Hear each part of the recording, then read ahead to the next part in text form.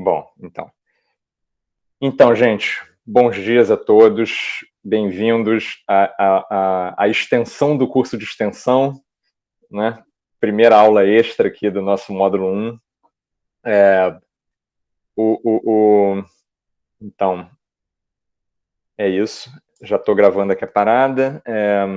Então, para lembrar, né, que o curso, né, o seminário, né, Psicanálise Cotidiano, é uma parceria entre a Escola de Extensão da Unirio, onde eu sou professor, no Departamento de Filosofia, o IP, a Comunidade de Pensamento, e a Formação Freudiana, Escola de Psicanálise. Né, o seminário é coordenado por mim, Pedro Rocha de Oliveira, pela Júlia Miara, do IPIA, pelo Marcelo Cobucci e Alexandre Costa, da Formação Freudiana. Então, bom, minha proposta é que a gente comece mais ou menos como a gente começava as outras aulas, as aulas usuais, né? Se alguém tiver alguma pergunta sobre a aula anterior, a Thaís deixou uma pergunta, mas a Thaís não está participando aqui, então eu vou responder a pergunta dela lá no Classroom mesmo. O pessoal tá tomando café ainda, né, cara? Então, tipo, essa hora não tem pergunta, não tem nada, né? Tipo, fala aí, cara. Tipo, dá uma força aí, Pedro. Vai falando. Lá, pô, literalmente, tomando um cafezinho. Olha lá, Miguelito também com a sua chicrona. Beleza, então vamos embora. Então, onde a gente parou? Né? A gente parou na conferência 23, né? O Luiz está perguntando aqui, por gentileza, quando será emitido o certificado do módulo 1. O prazo para pedir o certificado é quarta-feira, e depois de quarta-feira, né, o prazo final, né, quarta-feira agora, e depois de quarta-feira eu vou providenciar isso pessoalmente lá com a ProEx Unirio, tá? Mas, enfim, é isso. Terminamos a conferência 23, né, e nós temos mais, hoje, a conferência 24, e temos ainda, depois dela, mais 4, né? Essas conferências que ficaram para o final, né, elas são bem mais curtinhas, sabe? Vocês vão ver hoje que a aula vai durar só umas 4h30, assim, vai ser rápido. Então, a conferência 24, né, é o estado neurótico comum. Pois é, o Freud tem isso, assim, eu já elogiei muito o estilo dele, né, dizendo, porra, o Freud escreve muito bem, o Freud é um excelente expositor, etc, etc. E eu acho isso mesmo, e bom, ele é mesmo, né? Ele ganhou prêmio, cacete, não sou eu que estou dizendo, né? Mas tem uma característica importante dos escritos do Freud, que é o seguinte, de vez em quando, ele se dá conta, e isso acontece nos principais textos deles, às vezes, é bem interessante, às vezes engraçado, assim. Ele tem um lance que é o seguinte, ele, no meio do texto, né, ou no meio de um desenvolvimento de uma obra, ele para assim e diz... pô, leitores, eu sei que a parada tá ficando braba, eu sei que vocês não estão entendendo nada. Ele fala um pouco isso já nas conferências, né, que é uns momentinhos que ele diz assim, eu sei que está difícil, mas tem horas que ele para um pedação do texto, assim, então, tipo, né, no eu e no isso, né, que é um texto super enrolado, né, ele faz isso, ele meio para no meio, assim, e diz, não, beleza, sabe o que eu vou fazer agora? Eu vou tirar todas as dúvidas, né, que eu acho que eu deixei desde o princípio, né. Vou tirar todas as dúvidas, né? E aí ele meio junta numa sessão no meio do texto, assim, ele junta todas as dúvidas e tudo meio acochambrado, assim, então ficam uns buracos no texto. E essas últimas conferências, das conferências introdutórias, são um pouco isso, né? Ele foi deixando umas coisas meio pendentes e ele resolve, não, eu vou tratar tudo isso agora, né? E a conferência 24 é bem isso, né? A conferência 24 chama o estado neurótico comum, né? E ele começa a conferência dizendo assim, porra, isso aqui é uma introdução à psicanálise. Eu não devia ter falado do estado neurótico comum antes, né? Ele brinca um pouco assim, porra, se as pessoas estão estudando psicanálise para quê? Não é para saber do estado neurótico comum? Por que eu deixei para fazer isso na 24ª conferência? Né? Então ele meio manda essa e ele tenta ficar meio suprindo essa deficiência expositiva ao longo da conferência inteira, né? E é muito curioso, né? Porque aí entra uma questão que é uma questão metodológica, né? Que é ao mesmo tempo teórica, metodológica e expositiva, né? Ele fica meio, por que será que eu não comecei pelas neuroses? Provavelmente é isso que vocês queriam. Vocês estão aqui, né? Ele diz para os interlocutores, para os espectadores dele lá, né? Para os alunos, para os estudantes das conferências, né? As pessoas que estão assistindo a palestra lá. vocês estão aqui há 24 conferências esperando isso, esperando, porra, né, uma história uma introdução sobre as neuroses. Eu estou aqui falando sobre sonhos, falando sobre coisas metafísicas, sobre estrutura da consciência, do inconsciente, né? Caramba, por que isso tudo? Por que eu não comecei com as neuroses, né? E aí ele tenta abordar essa questão, ele mostra que essa questão não é apenas expositiva metodológica, né? Que tem algo nela que é mais do que expositiva metodológica, que é um problema teórico mesmo. Né? O que ele diz é o seguinte: eu tinha que começar pelos sonhos. Né? Eu tinha que começar pelos atos falhos e pelos sonhos. Eu tinha que começar por uma longa exposição do que é o inconsciente. Né? Eu tinha que começar por dando essa volta e mostrando toda essa arquitetônica que a gente inventou, né, para o psiquismo. Eu tinha que fazer isso. Por quê? Ele diz, porque o ponto de vista cotidiano sobre o psiquismo e sobre as neuroses, né, está errado. Né? O ponto de vista cotidiano, né, despreza o inconsciente. Né? E eu tinha que, então, eu tinha que introduzir o inconsciente, né? Só depois que o inconsciente estivesse bem explicado é que eu poderia, né, falar das neuroses. E é isso que aconteceu. Então, aí ele retoma, aí é meio gozado e fascinante, porque ele vai retomar, ele vai querer mostrar. Então, por que eu comecei a falar do inconsciente? Né? Como se já não bastasse a explicação que ele já deu nas 23 conferências anteriores. Mas, pois o que ele faz? Né? Ele diz o seguinte, o ponto de se eu escolhesse expor, né, as neuroses primeiro, o que eu acabaria fazendo, seria partir do ponto de vista do eu. Né? Um ponto de vista meramente fenomênico, ou talvez um ponto de vista análogo ao da psiquiatria. Né? E todos esses pontos de vista estão errados, eles são insuficientes. A psicanálise demonstra isso. Então, o que seria, né, esse ponto de vista, então, né, do eu, da psiquiatria, né, e fenomênico? O que seria isso? Né? Eu acho que eu estou desenquadrado aqui, né, gente?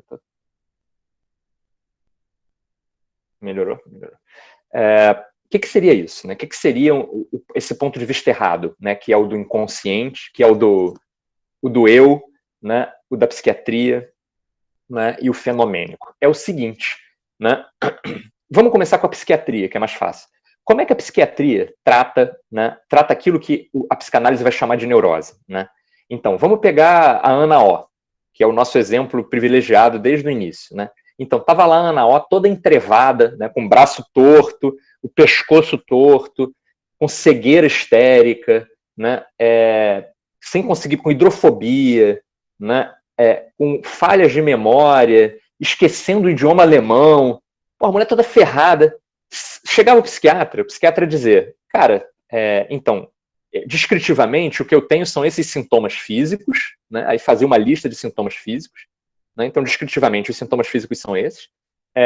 E eu, como psiquiatra, o que eu tenho que fazer é supor que por trás desses sintomas físicos, né, tem uma outra coisa, que é o quê? Para a psiquiatria seria, né, problemas no cérebro.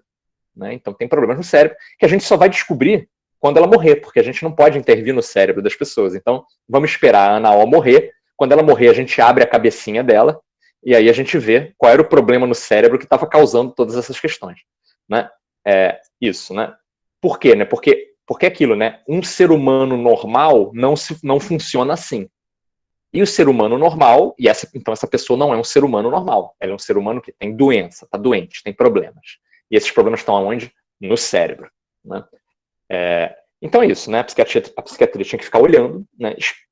Catalogando aquilo, né? Catalogando minuciosamente aquilo, fazendo anamnese, como você se sente, estudando fenomenicamente, ou seja, desde uma perspectiva externa, né, gente? Essa coisa é muito importante, né, para isso que o Freud está querendo dizer agora, né? Como todas as ciências empíricas, né, a perspectiva sobre os fenômenos é externa, você está fora do fenômeno. Então tá lá o sujeito cheio de paralisia, cheio de problema, e a gente está aqui do lado de fora olhando. Né? Beleza, então isso seria o ponto de vista da psiquiatria. Né? Desde o ponto de vista do eu, o que seria? É um pouco mais complicado, sabe por quê? Quando Freud, vocês vão ver, se vocês lerem, ou já leram, né?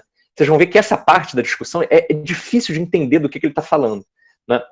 E eu vou logo adiantar por que é difícil. Sabe por que é difícil? Porque hoje em dia existe um troço chamado, né, psicologia cognitivo-comportamental. Né? A psicologia contemporânea, né, a nossa psicologia, a psicologia de hoje, que é uma psicologia, na verdade, pós-freudiana, né, ela lida com o eu. Né? Então, o que é vamos fazer bem um estereótipo assim, né? Então, né, o sujeito sofre, né, passa por uma experiência muito violenta, né? Fica traumatizado, né? Então, sei lá, sofre um acidente ou é assaltado, né? Então, né, uma tentativa de estupro, né, uma violência doméstica durante muito tempo, né? O sujeito então passa por uma violência extrema. E aí aquilo perturba o comportamento normal dele, né? Então ele se encontra incapaz de sair na rua, incapaz de dormir, incapaz de, né, preparar alimentos, né, sei lá, né? Pois é, então o sujeito fica nesse lugar, né? Então aí ele procura o psicólogo cognitivo comportamental e diz: doutor, né, as minhas atividades diurnas comuns, ordinárias, que eu realizava normalmente, eu não consigo mais realizar. Aí o cara, beleza, vamos embora, então trabalhar, né, trabalhar essas perturbações do seu comportamento, né? Como? Né? Bom, trocando em miúdos, e aí, né, eu estou fazendo uma descrição muito reducionista, né, do que é psicologia cognitivo-comportamental, mas para nós aqui, né, o que o cara vai fazer? O cara vai treinar o seu eu. Né? O psicólogo, né, não acredita exatamente em inconsciente, né? Tem coisas tipo subconsciente, né, essas paradas, mas não é exatamente o inconsciente, né? Então o cara vai treinar você, né? Vai treinar você, vai falar sobre aquilo, tem, né, regimes de pensamento que você pode usar, né? E através desses regimes e da conversa com o cara, da interação com ele e tal, né, você vai desenvolver formas de lidar, né? Então é o seu eu com o próprio eu, né, resolvendo o trauma, né, com a ajuda de alguém, né, que, né, te dá uma rotina, né, de exercícios para o eu. Né? O ponto de vista, né, é sempre o eu. O cara vai te treinar. Você vai ser treinado, né? E esse treinamento é muito eficaz e ajuda pra caramba, né? Muitas vezes. Né? Você vai ser treinado para isso, para superar os seus problemas e para, né, poder se comportar normalmente. Né? Então, esse ponto de vista, que é o ponto de vista da normalidade, né, é o ponto de vista do eu. Né? E aí, né, o que acontece? Né? O que o Freud vai tentar nos dizer é que justamente esse ponto de vista, que desde a perspectiva da psicologia contemporânea, nós achamos tão usual, tão normal, o Freud vai dizer, pois é, mas é justamente isso que a gente não quer fazer. Né? É por isso que eu comecei pelos sonhos. Né? Por quê? Porque, né, o que a gente descobriu sobre a neurose, né, é que a neurose, né, não diz respeito ao eu. Tem algo, o psiquismo carrega, né? A personalidade psíquica inteira carrega a neurose com ela, né? Só que a neurose não diz respeito ao eu, né? A neurose diz respeito a uma outra coisa, a um outro material, né? Então, para chegar nesse material, a gente teve que dar uma volta, diz ele, uma volta expositiva. Teve que começar lá nos sonhos, nas parapraxias, nos atos falhos, né? Teve que então explicar os mecanismos de repressão, de regressão, teve que falar de sexualidade infantil. Isso é uma puta volta. Né? Não era muito mais fácil, né, comparar o eu com a normalidade e inventar maneiras de remeter o eu ao normal? Talvez fosse mais fácil. Né? Só que não é essa a proposta, a psicanálise não faz isso. Né?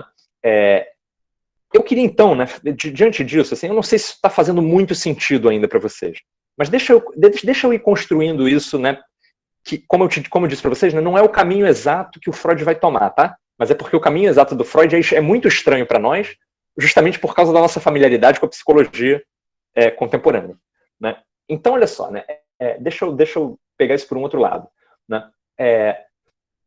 Desde o ponto de vista do eu, né? Como que você... pois é isso, né? Olha só, você está lá, né? Você é psicanalista, então você está acostumado com psicologia profunda, né? O que se chama de, né, psicologia profunda, que é isso, né? Psicologia do inconsciente. Você está acostumado com esse negócio. Então, o paciente chega no consultório e diz assim, né, doutor, me conserta. Né? Tô sendo estereotípico, né, mas é alguma coisa assim, né? Doutor, me conserta, né? Eu tenho esse problema aqui, né? Olha como eu me comporto de forma estranha em determinadas situações. Tudo que eu quero é ser uma pessoa normal. Né? Então me conserta. Né? E aí, né, o caminho usual, né, analisando, né, é procurar, né, a sua simpatia, né, a simpatia do analista ser muito usual, a não ser só quando a pessoa já chega escaldada e conhecendo psicanálise é que às vezes é um pouco diferente, mas mesmo assim muitas vezes não é. Né? O sujeito chega normalmente como? Né? Pois é, doutor, me ajuda porque eu sou anormal, eu queria ficar normal, né? E olha só, a minha anormalidade é tal e tal. Olha como eu sou irrazoável, doutor. Eu sou muito irrazoável. Né? Eu tenho aqui, por exemplo, esse comportamento infantil. Olha como eu sou, olha como eu pareço uma criança, doutor. Né? Cara, eu sou muito anormal. Me ajude, né, a superar o meu lado infantil. Né? Isso é o eu falando. Né? É o eu que não se reconhece no seu comportamento neurótico. Né? E aí, né, sei lá, é isso, por exemplo. Né? Eu tenho um ciúme doentio, doutor. Né? Esse ciúme doentio se deve ao fato, né, de que que eu sou muito infantil. Então eu quero crescer, me ajude a crescer, me ajude a deixar para lá esse meu ciúme doentio.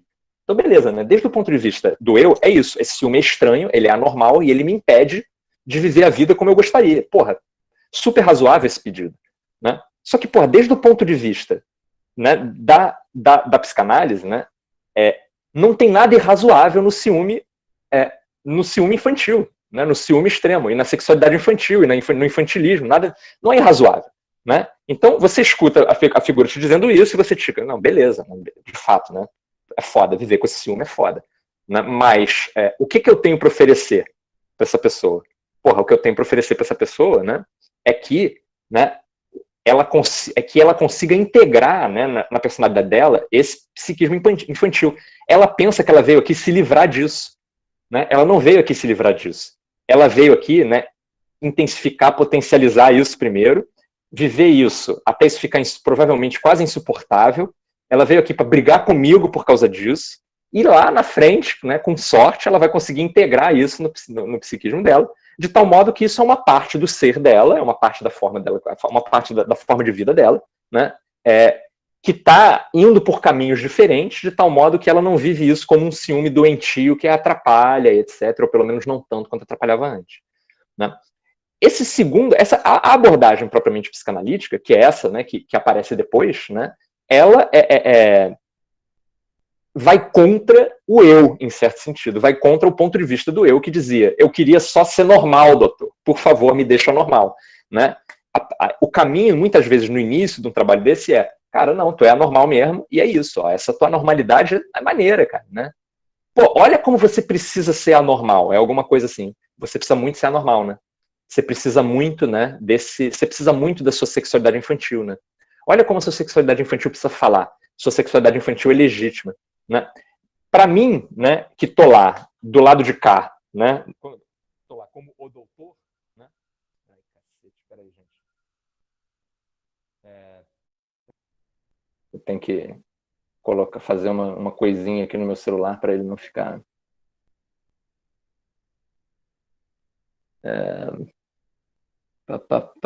Não perturbar.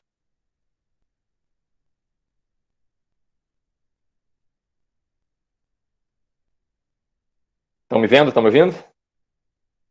Tá, não, eu tava botando o celular aqui em não perturbe aqui para mim. Porque de dia, né, começa o como é que é o nome? Telemarketing, etc. Mas enfim, eu tava dizendo, isso. O cara diz, né, pô, me salve, né, do meu inconsciente, e o que o psicanalista vai fazer, cara, teu inconsciente é o máximo, teu inconsciente é onde está a tua força, teu inconsciente é o melhor que você tem, né? Aceite isso, né?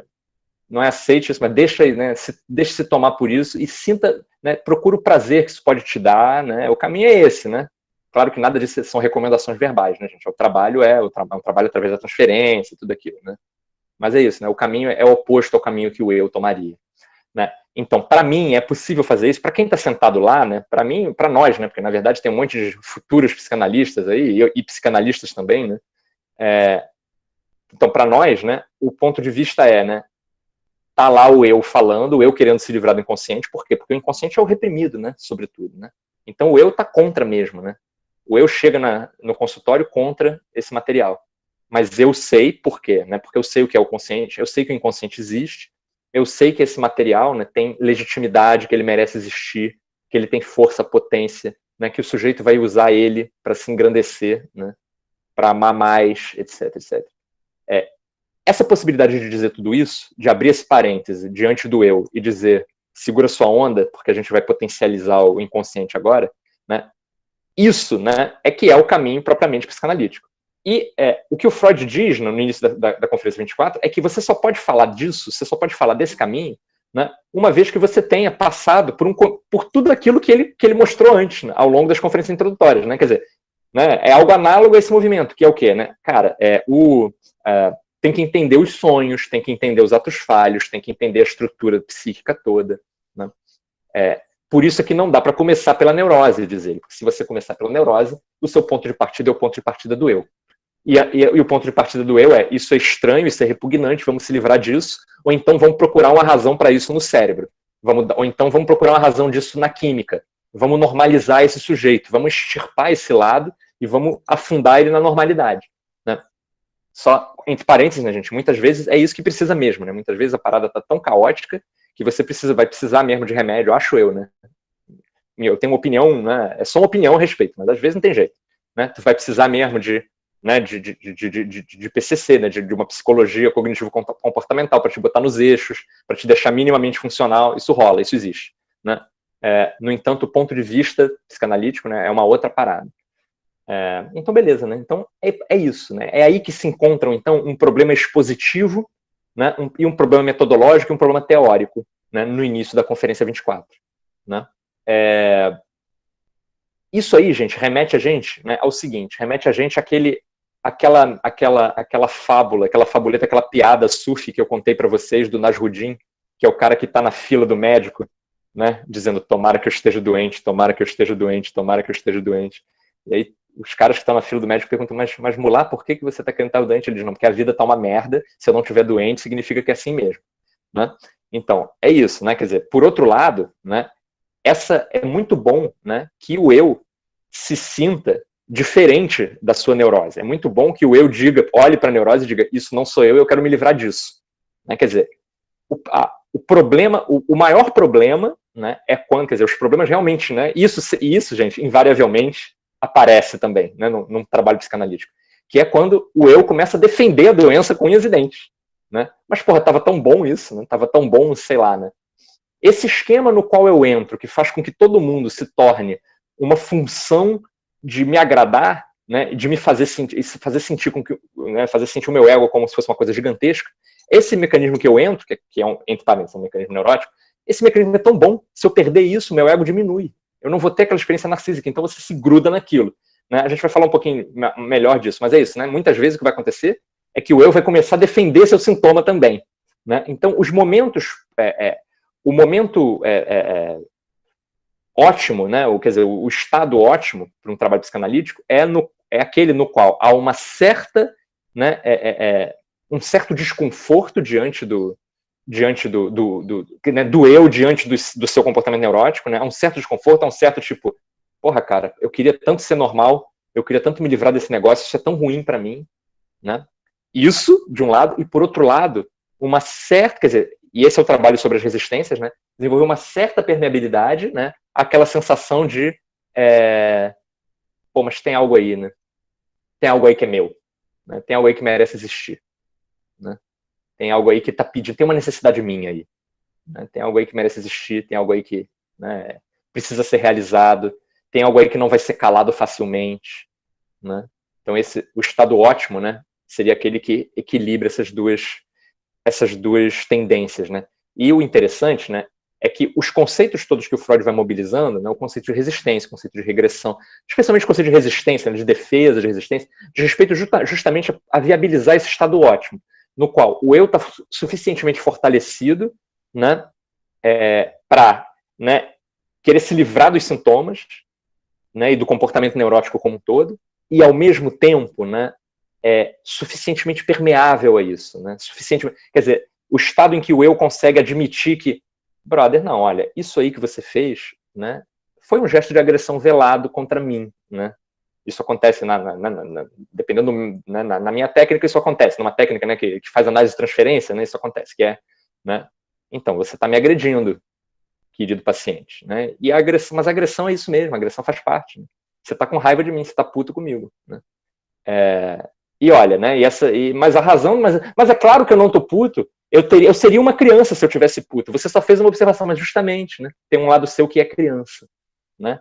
Então, esse momento, né, que é o momento de tornar isso permeável, né?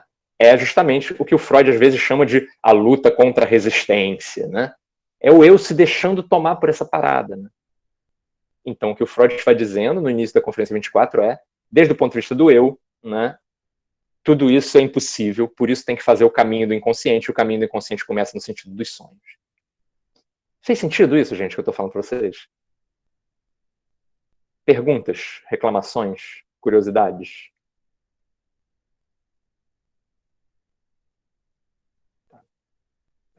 Ok. Então, vamos. Deixa eu ver se dá para colar um pouco melhor aqui na ordem expositiva do Dr. Sigismundo mesmo. Né? Ele diz assim: isso, a estranheza do a estranheza para o eu, do ponto de vista fenomênico, né? Ele fala dessa história da psicologia de superfície, né? Que é isso que é... E aí a gente chega num ponto que é bem interessante, importante e um pouco mais difícil. O Freud, então, faz a seguinte pergunta, né? E essa pergunta, ela é muito mais sofisticada e difícil de entender do que parece. O que ele diz é o seguinte, ele diz assim, então, meus caros interlocutores, o que eu estou dizendo, o que eu estou perguntando, né, e o que eu estou sugerindo é que talvez não seja possível entender a neurose através de uma análise do eu. Né? Talvez seja impossível entender a neurose através de uma análise do eu. Né? Essa pergunta é muito estranha. Né? Por quê? Por N razões, mas uma delas é a seguinte, é que quando você chega lá, né, quando você chega no consultório do psicanalista, né, você chega lá e diz, né, e aí você começa a falar, né, ontem, olha o que aconteceu comigo ontem, né, eu disse tal coisa, aí ela disse tal coisa, aí eu disse a ela disse, aí eu disse a ela disse, aí eu olhei para a cara dela, eu vi que ela estava pensando tal coisa. Na verdade, é claro que eu não sei, né, mas eu imaginei que ela estava pensando tal coisa. E aí, né, então quer dizer, o que rola é o ponto de vista do eu o tempo inteiro, né? A parada né, como, né, o que o Freud está se perguntando, mas então não dá para, né, não é possível entender a neurose através da análise do eu, né? O que ele está dizendo é o seguinte, né, a princípio, é que não é possível, por quê? Porque enquanto o paciente está falando do seu dia, né, eu não estou prestando atenção no dia, o analista não está prestando atenção ou apenas no dia, né? Está prestando atenção em umas coisas, em elementos subjacentes, está fazendo análise de símbolos e o cacete, o que será que está por trás, está percebendo aqueles comportamentos neuróticos que ele já conhece, por quê? Porque ele já leu no livro, porque ele já viu os pacientes, e porque, né, ele já viu esse paciente um milhão de vezes, então ele está esperando aparecer, né, aquele ponto de vista, né, aquele material neurótico, né, onde vai ter uma ponte com o inconsciente, né, talvez uma coisa extrema, uma coisa muito forte, um sentimento muito forte, uma coisa que é da ordem da força, né, da potência exagerada, né, com muitas aspas. E aí você se pergunta, né, pô, isso é tão exagerado, deve ter um material, deve ter uma força inconsciente aí, né, deve ter um elemento infantil aí, né. Então, olha, na verdade, está meio esperando isso, mas o cara está só trazendo o eu, né.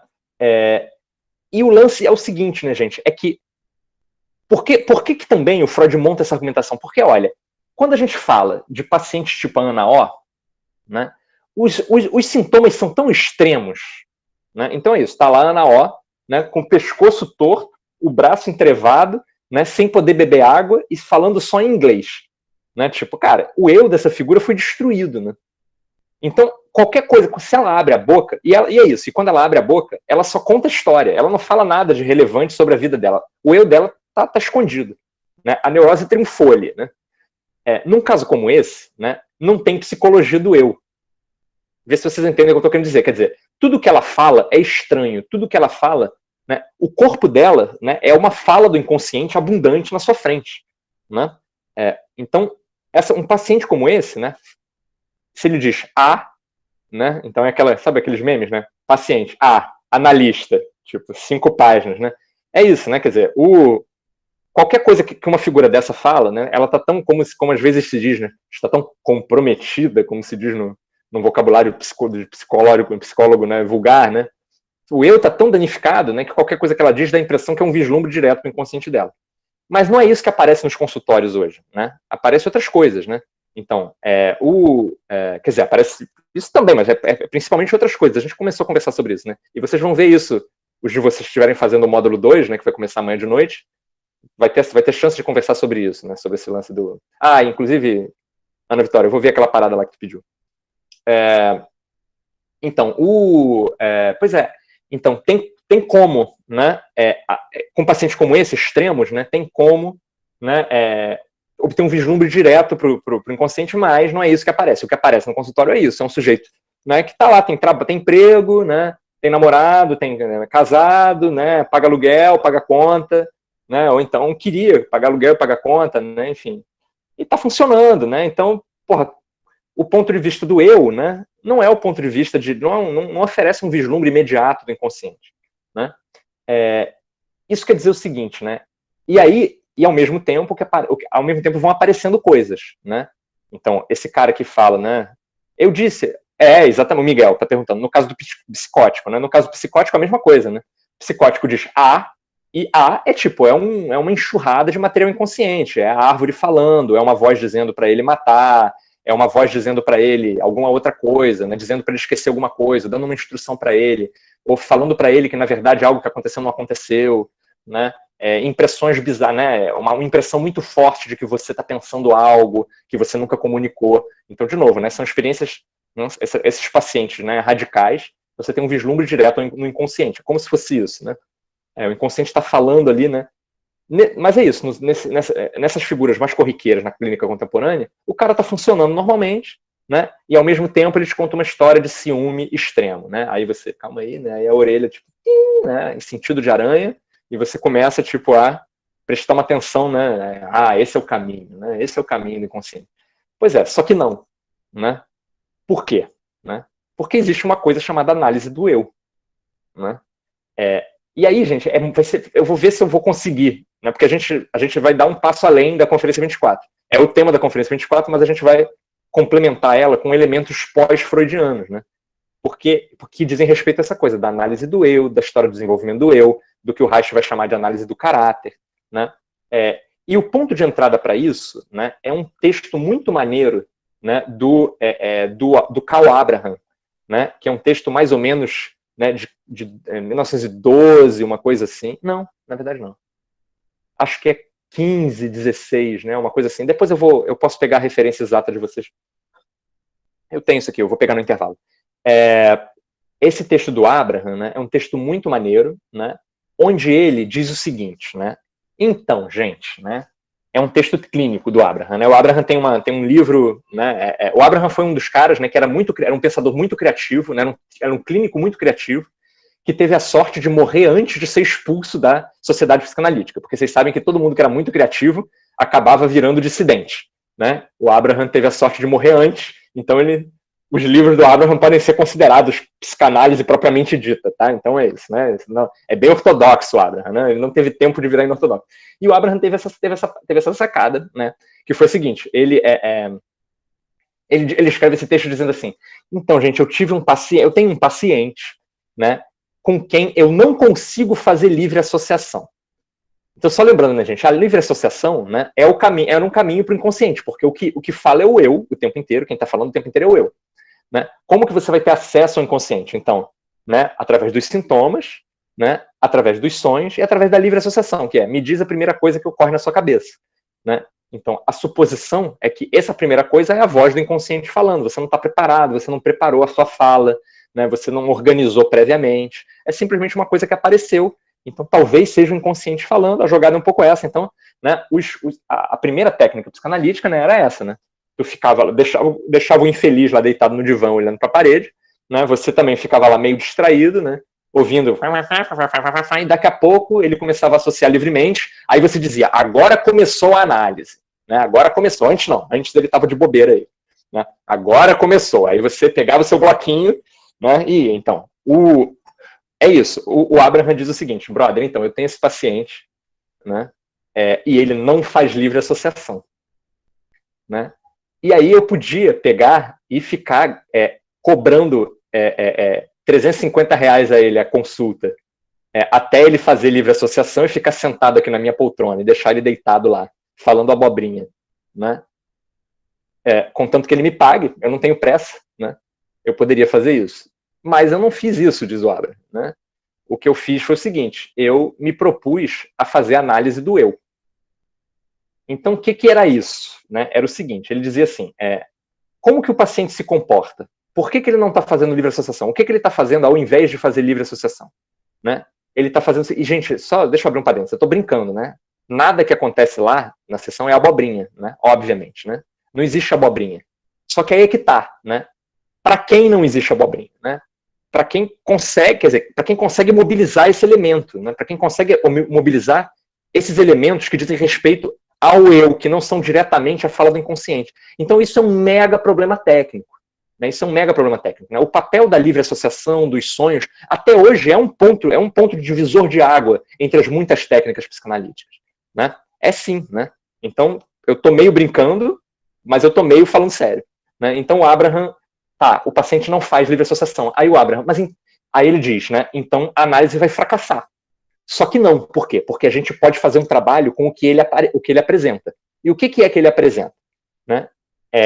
Várias coisas. Então, ele descreve esse paciente como um paciente muito narcísico, né? E o que ele faz por exemplo, ele se preocupa muito em demonstrar uma extrema cordialidade para com o analista. Né? Então, ele sempre chega, doutor, que prazer em vê-lo, que bom estar aqui, vou deitar aqui no seu divã, vai ser um prazer essa sessão. É uma maravilha, eu adoro o seu trabalho, é tudo tão tranquilo, né? Isso, né?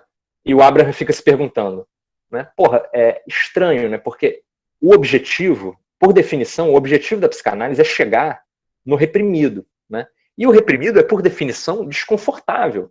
Né? É claro que tem um elemento prazeroso no trabalho analítico, né? Bom, muitas vezes, né? Mas sem atravessar, né, uma certa... sem atravessar um certo embate comigo, né, é como se o Abraham estivesse dizendo, né, sem atravessar um certo embate comigo, né, sem eu ser desagradável, sem ele me achar desagradável, eu tenho a impressão que eu não vou chegar em lugar nenhum. Né? E essa cordialidade, então talvez essa cordialidade do paciente, né, esteja protegendo ele disso, do momento em que eu vou tocar na ferida dele, né, e ele vai ficar profundamente infeliz com o que eu estou falando. Né? Aí o Abraham continua, né? E eu tô meio...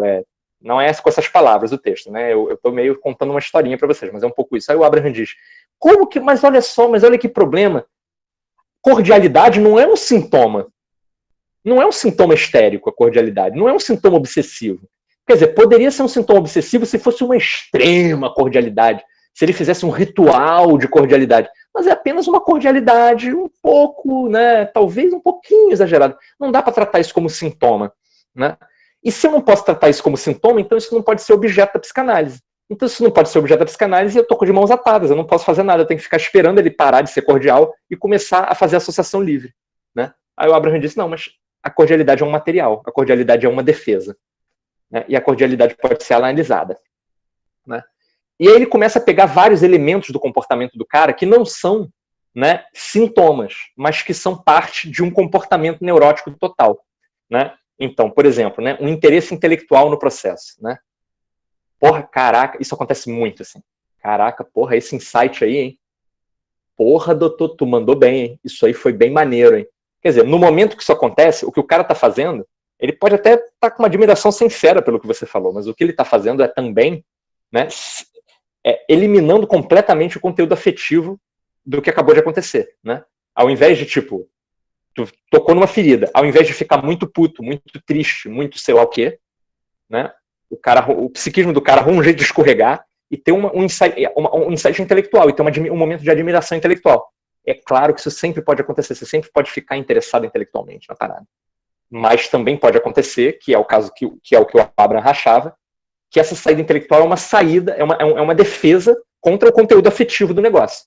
Né? Então, tu acabou de tecer lá, né? É isso, né? Deixa eu tentar dar um exemplo concreto aqui. Né? Pois é, imagina que, né, há meses, né, o paciente está lidando com o fato de que ele está mudando de assunto, está lidando com o fato de que ele te procurou para tratar do assunto X, né, e há meses ele se recusa a voltar ao assunto X, né, e já que ele se recusa, né, você tenta, né, enfim, mas pensa, bom, alguma coisa está se produzindo aí, então vamos prestar atenção no que está aí. Outras coisas acontecem, mas o assunto X está esquecido. Um belo dia, né, você descobre uma coerência entre todas essas coisas que ele trouxe, né, e que diz respeito ao assunto X no fim das contas. Aí você faz essa observação, né, e o resultado final seria, né, que no fundo, ele está profundamente envergonhado do assunto X, né? E isso, né, isso fica claro através das mudanças de assunto dele, tal. Você observa isso para o paciente, e o paciente, né, o efeito natural seria que você acabou de desnudar a defesa dele na frente dele. O efeito natural, espontâneo, talvez fosse se sentir muito constrangido, né? Fosse ficar puto contigo. N coisas podem acontecer. Fosse então ser obrigado a ser remetido. Ele não deve fazer nada disso, né? Mas isso seria meio esperado, né? E aí a saída do paciente é: porra, maneira essa tua observação, hein? Tu tá atento mesmo, hein? Você tá bem atento, doutor, parabéns, né? Então, é isso, né? É uma admiração intelectual pela parada, é uma cordialidade que serve como defesa. Obviamente, ele deixou de experimentar alguma coisa para experimentar essa admiração, né? Claro, isso é uma interpretação, pode estar errada essa interpretação, mas, né, o que está sendo levantado aqui é a possibilidade disso, né? Uma outra coisa é a competição, né? Isso também acontece, né? Então, são todos elementos desse paciente do Abraham, né? A competição, que é o cara, olha, isso que você falou até é interessante, né? Mas sabe o que eu realmente acho? Né? Eu acho isso. E aí o cara dá um espetáculo, assim. E a interpretação às vezes é muito boa, né? Tipo, porra, pois é, eu não vi, né? Olha, né? Eu não vi, mas mas o fundamental, né? Beleza, um insight importantaço, né? Eu tô falando de uma sessão, né? Não tô falando de uma conversa em algum lugar. Tô falando do acontecimento de uma sessão. De fato, mas o que aconteceu ali? É que o analisando teve um insight importantaço a respeito dele mesmo? É isso? Ou é que, né? Né? Ao mesmo tempo, é que ele está fazendo o seu trabalho no seu lugar, né? Está tentando fazer o meu trabalho, né? Não é você que me analisa, quem me analisa sou eu. Você não tem esse direito, né? Esse gesto, né? Esses conteúdos psíquicos profundos desses gestos, o que o Abraham diz é que eles têm que ser levados em conta, né? E nada disso é sintoma, gente. Nada disso é sintoma, né? Nada disso né, sintoma, pelo menos não no sentido freudiano rigoroso do termo, né? Porque a gente está em 1917, né? E para o Freud os sintomas eram aqueles, né? Que a gente já viu, né? Então, aquela lista de sintomas, né? Os sintomas têm um sentido, o sentido expressa um desejo sexual oculto, né? Essas coisas não representam o sentido sexual oculto. Essas coisas são simplesmente defesas do eu, né? Só que o que acontece? Se essas coisas vão ser analisáveis, né? Então você vai começar a fazer análise do eu e não do inconsciente. E isso, né, para nós aqui, pode não ter problema nenhum. Faz análise do que tu quiser, brother. Faz análise do eu.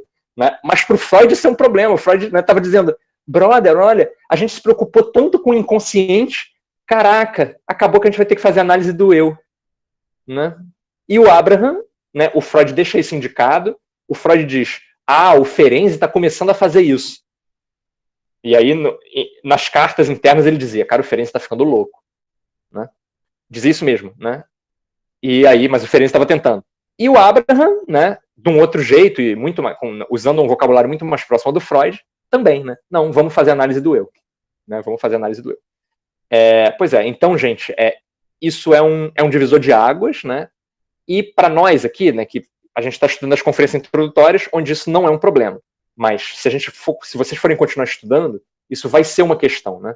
A questão da análise do eu, né? E na técnica psicanalítica isso é uma questão, né? Que é isso, que é o momento da análise que diz respeito a, né, analisar a defesa, né? Analisar o que o eu está fazendo para se proteger, né? Atacar necessariamente, quer dizer, para de se defender, fulano, Você está vendo que você está se defendendo?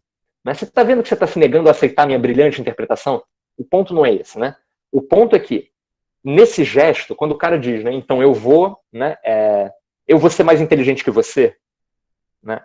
É que isso tem um sentido, né? É que isso tem um sentido, né? É que ele experimenta algo aí, o paciente está experimentando, analisando, está experimentando algo aí.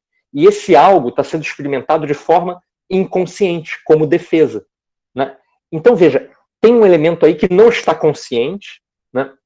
Que está sendo funcionalizado para impedir o acesso a uma outra coisa, provavelmente, né? Isso, e que está sendo feito sem se perceber. Né? Você pode, quer dizer, parte do trabalho é chamar atenção sobre isso. Né?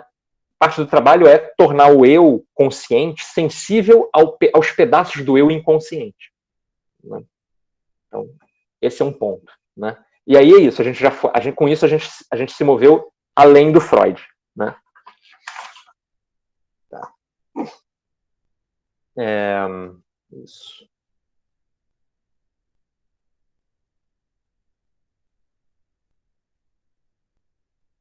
Tá ficando claro, gente?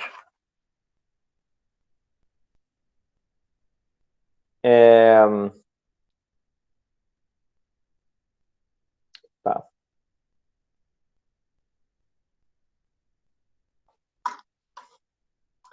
Então vamos falar um pouco mais, né, sobre a relação entre a neurose e o eu. Né? Isso é importante para nós, isso, assim, né? Quer dizer, ao longo do texto, né, ao longo da nossa análise, do nosso trabalho em cima das conferências, né, a gente se debruçou muito sobre os mecanismos do inconsciente. Então, é resistência, repressão, né,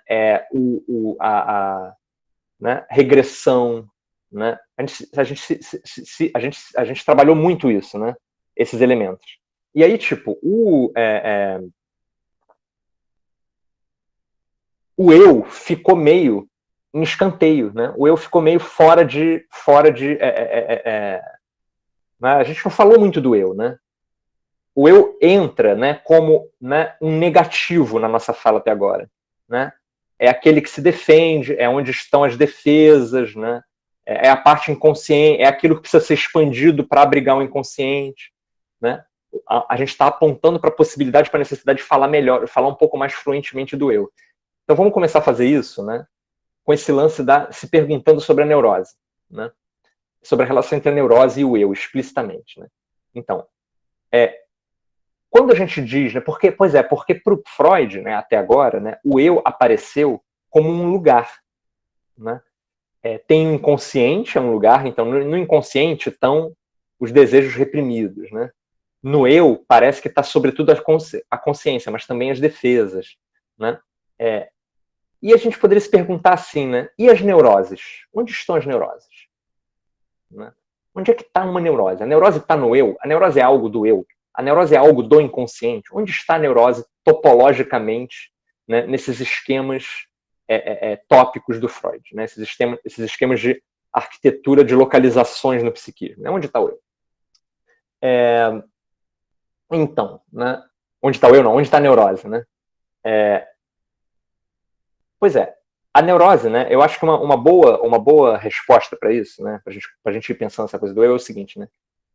A neurose, né? Ela não está no eu. Por que não? Porque o eu sente que a neurose é estranha. O eu procura análise querendo ficar normal. Ele procura terapia querendo ficar normal, né? Com muitas aspas aí. Eu estou usando o normal de forma provocativa, né? Então, ele chega querendo ficar normal, porque o normal que ele quer ficar, ele não vai poder ficar, né? Ele vai ficar... o que ele vai alcançar é uma outra coisa, né? É uma integração com esse anormal, né? Que também não quer dizer que ele vai se, né? Que também tem isso, né? Doutor, me ajuda a me ajuda a me conformar, né? Me conformar com, não é conformar tampouco, né? É um problema é uma questão de integração, é uma outra coisa, usar essa energia, né? Usar essa força. Mas enfim, então o eu olha para esse material, né, e acha ele estranho, né? Olha para a neurose e acha ele estranho. Então a neurose não está no eu, segundo o próprio eu, né? A neurose está em algum lugar que é em torno do eu. A neurose constrange o eu, né? Foi a conclusão que eu cheguei outro dia numa conversa aqui, né? A neurose constrange o eu, né? Então, né, a neurose tipo, né, impede o eu, a neurose, né, drena o eu, né? Como, né? É isso, né? A Ana O é um bom exemplo, né? Então a Ana O, porra, ela não consegue beber água, cara. Ela tá com sede e não consegue beber água. Ela quer se comunicar com as pessoas e não consegue, né? Por quê? Porque ela tá, ela esqueceu o alemão, né? Ela quer andar pela casa e não consegue, por quê? Porque ela pensa que ela tá numa outra casa, ela esbarra nos móveis. Ela quer se mexer e se levantar, não consegue, porque a coluna dela tá toda dolorida, ela tá toda entrevada, né? Então o eu tá constrangido, né? Esse eu tá quase impossibilitado de realizar qualquer coisa, né? Se a gente pensar no que o Freud fala dos instintos do eu, né? Lembra daquele papo dos instintos do eu, que era, né, os instintos de sobrevivência, né, de subsistência? Os instintos do eu estão altamente ameaçados, né, no caso da Nao, né? A Nao, é isso, ela não consegue beber água, alguém tem que ficar dando frutinha para ela, né? Ela, enfim, se ela tivesse que trabalhar, ela estava fodida, ela não pode trabalhar.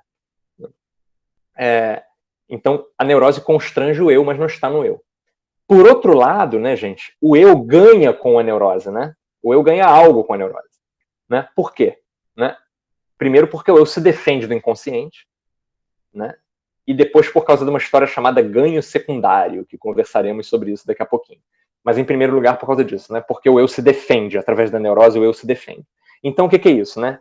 É aquele papo que é assim, né?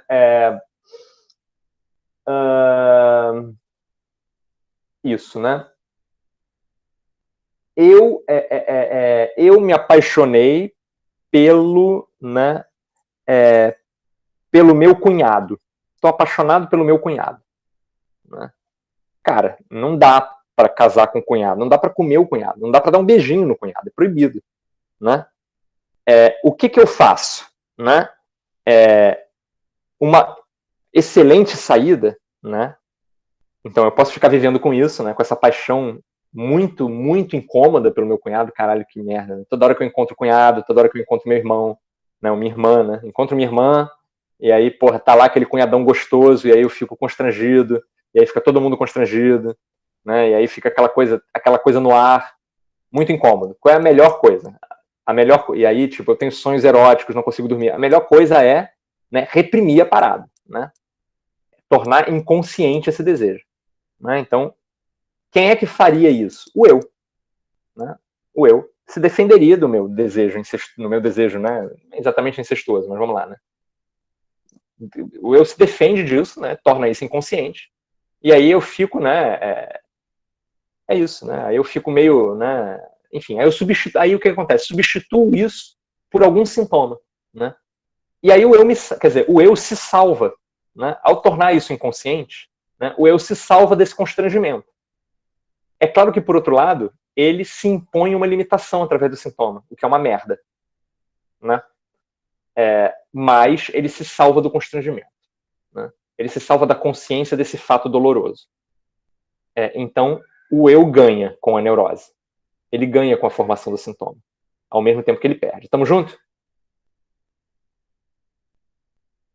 Né? Em algum nível, é bom para o eu se livrar dessas ideias. Né? Tá.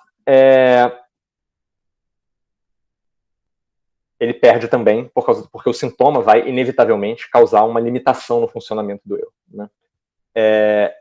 Muito bem. Né? Pois é, deixa eu dar um exemplo melhor, um exemplo mais radical. Né? Então, né, imagina o seguinte, né, imagina alguém, né, que na infância teve uma experiência muito forte, né, de falta de amor dos pais. Né? Então, cara, meus pais não me amam, né, meus pais não me amam. Né? Meus pais não me queriam, na verdade, né? Meus pais não me desejaram. O melhor era eu não ter nascido. Viver com a consciência disso, especialmente quando se há uma criança, é muito difícil, praticamente impossível. Não vai rolar, né? Então, a criança vai se defender disso. Como que a criança vai se defender disso? Né? É uma longa história, mas frequentemente por caminhos que são mais ou menos assim. Não é que meus pais não me amam, eu é que fiz besteira. Né? Então, eu vou tentar o possível para ser um bom garoto.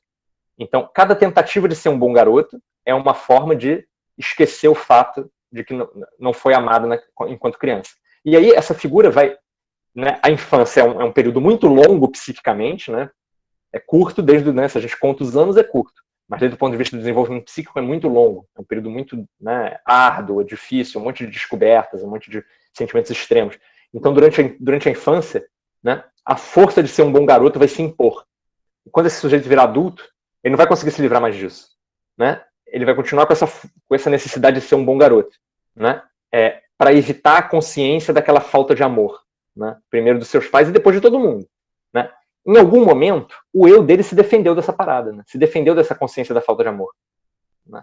Se o eu não tivesse defendido disso, se o eu não tivesse tornado isso uma coisa, né, um conteúdo inconsciente, essa figura provavelmente não tinha conseguido se organizar minimamente, né? Porque é muito difícil viver sob a sombra do ódio dos pais, né? Não dá, é impossível, né? Você precisa, né, você tem que evitar o ódio dos pais de modo a você conseguir compreender a diferença entre certo e errado, entre amar e não amar, né? Entre gostar entre prazer e dor, né? Lembram daquela história de como que são os cuidadores que nos ensinam a desejar? Lembram desse papo? Né? Imagina, né, tentar aprender a desejar sob o signo do ódio. É impossível. Então o eu arruma um jeito, reprime, né, a consciência desse ódio, reprime a consciência da falta de amor, né? Quem faz isso, gente, é o princípio de prazer, né, aliado aos instintos do eu, né? Quer dizer, são os instintos do eu funcionando, né, no caminho do princípio do prazer. Não, cara, isso é muito doloroso, não vai rolar, né? Defende isso aí, né? Isso, né? Tá. E aí o que acontece? Diga, né, Cecília? Tudo bem. Tudo bom? Eu fiquei pensando aqui, quando você falou que a neurose ela não mora no eu, né? Pelo contrário, assim, o eu, ele tem uma recepção a um fato que acontece, a uma situação, e aí ele joga essa situação, uma defesa, e vai criar ali depois no inconsciente. Então, tudo passa pelo eu, né? No fundo, o eu decide o que vai fazer com a situação, é o grande intermediário do mundo, né? Então, a neurose, ela aí é que eu fiquei na dúvida, né? Ela vira uma neurose depois. Ela já não existe como neurose, não é a neurose externa, né? Tipo, isso se transforma numa neurose, não é isso? Tipo, essa situação, por exemplo, meus pais não me amam. Até então, isso não é uma neurose, isso é uma situação. O eu pega aquilo ali como se fosse assim, o grande, quem decide para onde vai as caixinhas, né? Tanto que, às vezes, quando faz terapia, tem essa coisa do, peraí, eu vou organizar as coisas nas caixinhas, né? Porque tá tudo bagunçado e tal. Então, é isso, né? Tudo atravessa o eu, no fundo. É isso? Né? Por isso que o Freud, nessa tópica aqui, é isso, né? Quer dizer, nessa teoria dos instintos, né? Nesse Freud que a gente está estudando, é isso, né? Por quê? Porque, quer dizer, tudo atravessa o eu significa, né? Por isso que o Freud fala de instintos do eu. É por isso que na aula passada a gente ficou falando brevemente daquele negócio dos contra-investimentos psíquicos, né? É isso, cara. Você recebe um impulso. O eu vai decidir o que fazer com aquilo, né? Esse impulso pode ser uma percepção, né? Pode ser uma certeza, pode ser uma falta, pode ser um desejo, pode ser um... Né? Muito esquematicamente, né? E talvez não muito rigorosamente desde o ponto de vista... Eu estou sendo pouco rigoroso desde o ponto de vista teórico, né? Mas vamos lá, olha só, né? O que acontece nesse caso que a gente vai da criança mal amada, que a gente acabou de descrever, é um pouco isso, né? Então, esse amor vem, quer dizer, essa falta de amor vem como uma verdade, como um fato, né? Algo no eu decide, né? O que fazer com aquilo, né? E aí, né, usa uma energia para reprimir aquilo, né? Para reprimir a consciência daquilo. Por isso que o Freud vai falar de instintos do eu, né? Essa energia que reprime aquilo, isso aí que você estava falando, né? O eu decide, tem uma energia própria, é como se tivesse, né? E depois, né? A gente vai começar a poder pensar que tem uma energia mesmo, né? A gente tem uma galera que vai levar essa coisa da energia a sério, vai explicar isso em termos físicos, né? O Reich, né? Então tem uma energia ali, né, que pertence ao eu e que se volta contra essa certeza, né, de que eu não sou amado, né, alguma coisa assim. É um instinto de sobrevivência do egóico, né, vamos dizer assim. E a gente só tem que vou te responder, Daniel, rapidinho. E a gente só tem que sublinhar o seguinte, né, que essa decisão né, é uma decisão que é realizada pela parte inconsciente do eu, né? Porque eu fico pensando, por exemplo, uma criança, ela não tem esse eu formado, então ela também não está fazendo essa decisão tão racionalmente, né? Isso é interessante. Não é nada racionalmente, né? Mas o adulto também não vai ser, né? Quer dizer, a gente vai ter experiências que são tão radicais, né, mesmo para um adulto, né? E o adulto não vai ter decisão racional sobre aquilo, né? Ele depois, posteriormente, ele pode até tentar racionalizar quando a coisa for vindo à tona, né? Mas não é, né? Quer dizer, sei lá, né? Porque aquilo, né, gente? A gente é vivido pelo isso, né? A gente é vivido pelo inconsciente, né? É a formulação mais tardia do Freud, né? Que é uma coisa que ele pega do Grodeck, que pega do Nietzsche, né? A gente é vivido pelo inconsciente. Então, o que acontece, né? Pensem o seguinte, né? Pensem que, assim, a gente é isso. A gente pode, né? Cara, ter o amor da nossa vida, tá tudo bem, tá tudo ótimo, né? E, no entanto, um dia o amor da nossa vida usa vírgula no lugar errado, numa frase. E aí, aquela frase vira a prova de que o amor da sua vida não te ama tanto, né? E aí você diz para você mesmo, não, cara, porra, deixa de ser bobo, né? Mas algo na gente já decidiu, né? Então, a gente decide por todos os lados. Algo na gente, né, decide para todos os lados. Decide viver, decide reprimir, né? A gente é vivido por essas forças, né? Então, e a gente é vivido por essas forças desde criança, né? Então tem algo aí que é o eu dizendo, né? Não, sai daí, né? Ou então, não, vai em frente, não tem jeito, né? Você tem que viver isso, né? Enfim, em todos os sentidos a gente é vivido, né? Inclusive no sentido da defesa, né? Tem algo na gente que se defende, né? Desde que a gente é criança. E aí, qual é o critério, né? Para quando a gente é criança? O critério é o princípio do prazer e o instinto do eu, né? Quer dizer, para pensar o critério, né, de realização dessas defesas, né? O que está em jogo é alguma coisa assim, cara, é muito forte, né? Quer dizer, o eu vai se destruir, né? É um estímulo muito forte. Lembra daquele papo de que o eu é uma forma de lidar com estímulos mais ou menos fortes, né? Quer dizer, é isso, né? O eu decide que tem algo que é forte demais para ser vivido, né? E aí ele reprime isso, né? E aí ele nega isso, e aí ele, tipo, né, afoga isso. Isso é uma decisão automática, né? Não é racional, né? Isso é uma decisão automática. É interessante que a gente, na nossa cultura, a gente é aprendido que a gente está no controle das coisas, né? E eu acho que isso gera muitas frustrações, né? Porque a gente acha que a gente é racional, tem toda uma teoria aí mas a porcentagem de controle que a gente tem sobre a gente mesmo já é uma ilusão, né? Em muitos aspectos. É isso. Obrigadão. É o que o Daniel Siqueira perguntou aqui, né? O eu decide ou acha que decide? Quer dizer, o eu não é a consciência, né? O eu na psicanálise é muito mais do que a consciência, né? Então, a consciência acha que decide, né? Esse eu, essa parte consciente, racional, ela acha, às vezes ela acha até retrospectivamente, não, na verdade eu fiz tal coisa porque, né? Tá se contando uma história, né? A gente é agido, né? A gente faz o que dá, eu gosto de pensar, né? A gente faz o que dá para fazer, né? A gente faz o que dá para fazer, muito mais do que a gente quer, né? A gente quer o que a gente consegue querer, né? Também, né? Então tudo tá na esfera do que dá, né? E aí, né? Desde o ponto de vista do eu, né? O sujeito chega na análise, é por isso que essa discussão sobre o eu é importante. Assim. O sujeito chega na análise dizendo, não, é isso, não é isso que eu quero da minha vida, eu não quero ser essa criança, né? E aí, né? Algo em mim, né? Algo no analista está dizendo, porra, esse cara tem muita coisa para aprender ainda, né, sobre si mesmo. Né? Esse cara ainda vai ver muita coisa desagradável sobre si mesmo. Né? Ainda vai ver muito, né? Ainda vai bater muito nessa parte dele que ele queria dizer que não é dele. Né? A gente é muito maior do que esse eu. Né? Que a gente é muito maior do que isso que a gente chama de eu. E mesmo o eu que o Freud chama de eu, que é maior do que o que a gente normalmente chama de eu, do que a psicologia contemporânea chama de eu, mesmo esse eu ainda tem algo muito maior do que ele, que é o inconsciente. Né? Então é isso, né? É muita coisa, né? A gente é uma multidão de coisas, é uma multidão de troços, né?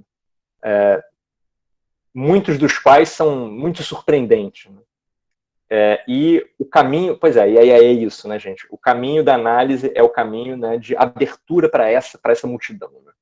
O caminho da psicanálise é isso, né? É se abrir para essa multidão, né? Fazer com que essa multidão consiga nos habitar direito, né? Com as suas prerrogativas, né? Inalienáveis, porque desde o ponto de vista da psicanálise não tem jeito, essa parada tá lá, né? Quando uma parada dessa tá lá, não tem mais jeito, assim, ela já tá, né? Ela vai ter que ser vivida de uma forma ou de outra, né? Então, encontrar o que é fascinante, né, e gostoso, né, desse processo é encontrar, aí que tá, né? Isso é que dá, isso é que é maneiro.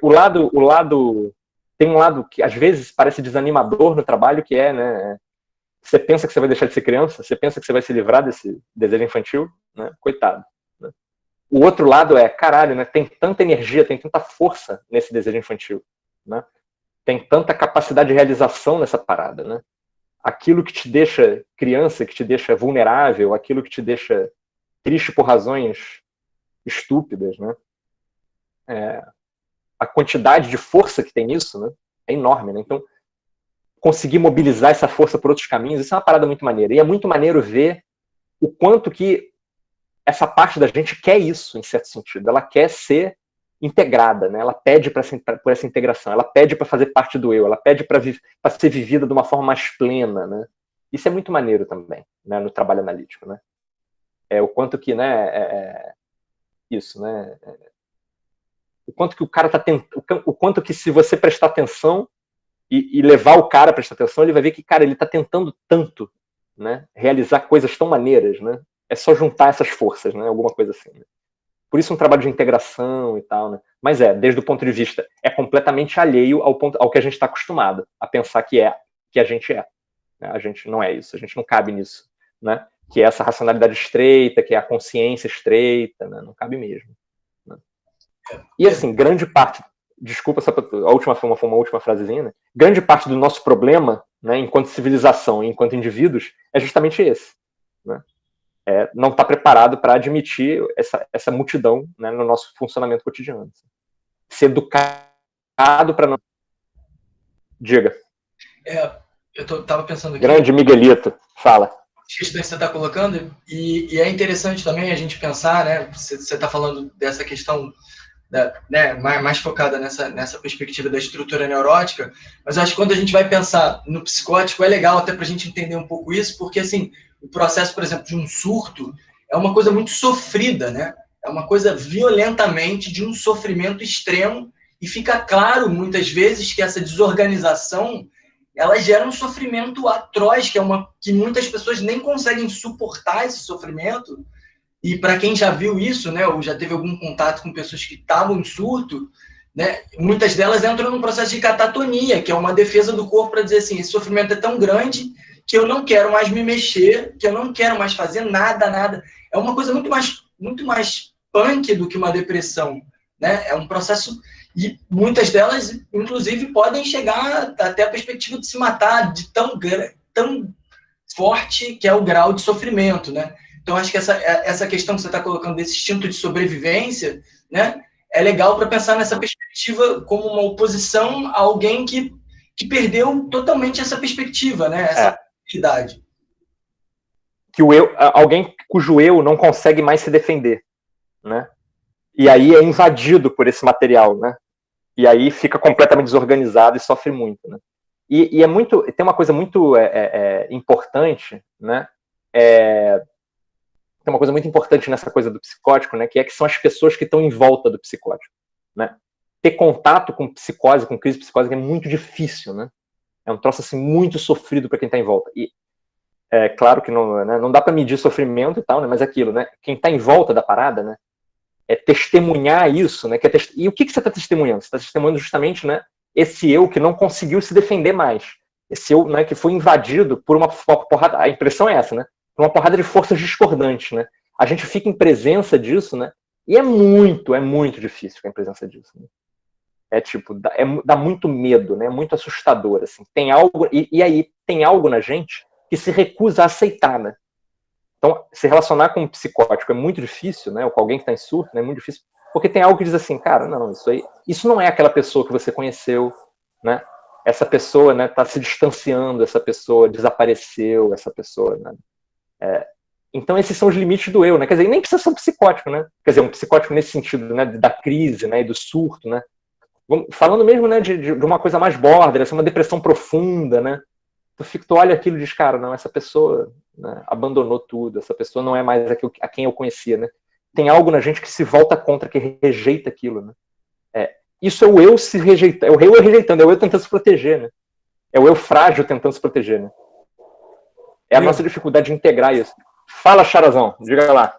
E aí, eu me lembrei quando você estava falando dessa coisa do eu grande, né, do inconsciente, dessas coisas enormes, eu lembrei muito do Grodeck, né, que é o cara que o Freud fala que deu o nome para o id ou isso, né? E o Grodeck fala o seguinte: você não vive o isso te vive, né? Então ele tem uma concepção muito mais ampla, né, quase cósmica, né, dessa vivência. Não sei se é interessante. Eventualmente cósmica, né? Eventualmente cósmica. E aí entra numa discussão que é muito... Pois é, porque o caminho para essa perspectiva cósmica, né? A gente é vivido, né? É o que levou o Freud a começar a estudar telepatia em psicanálise, né?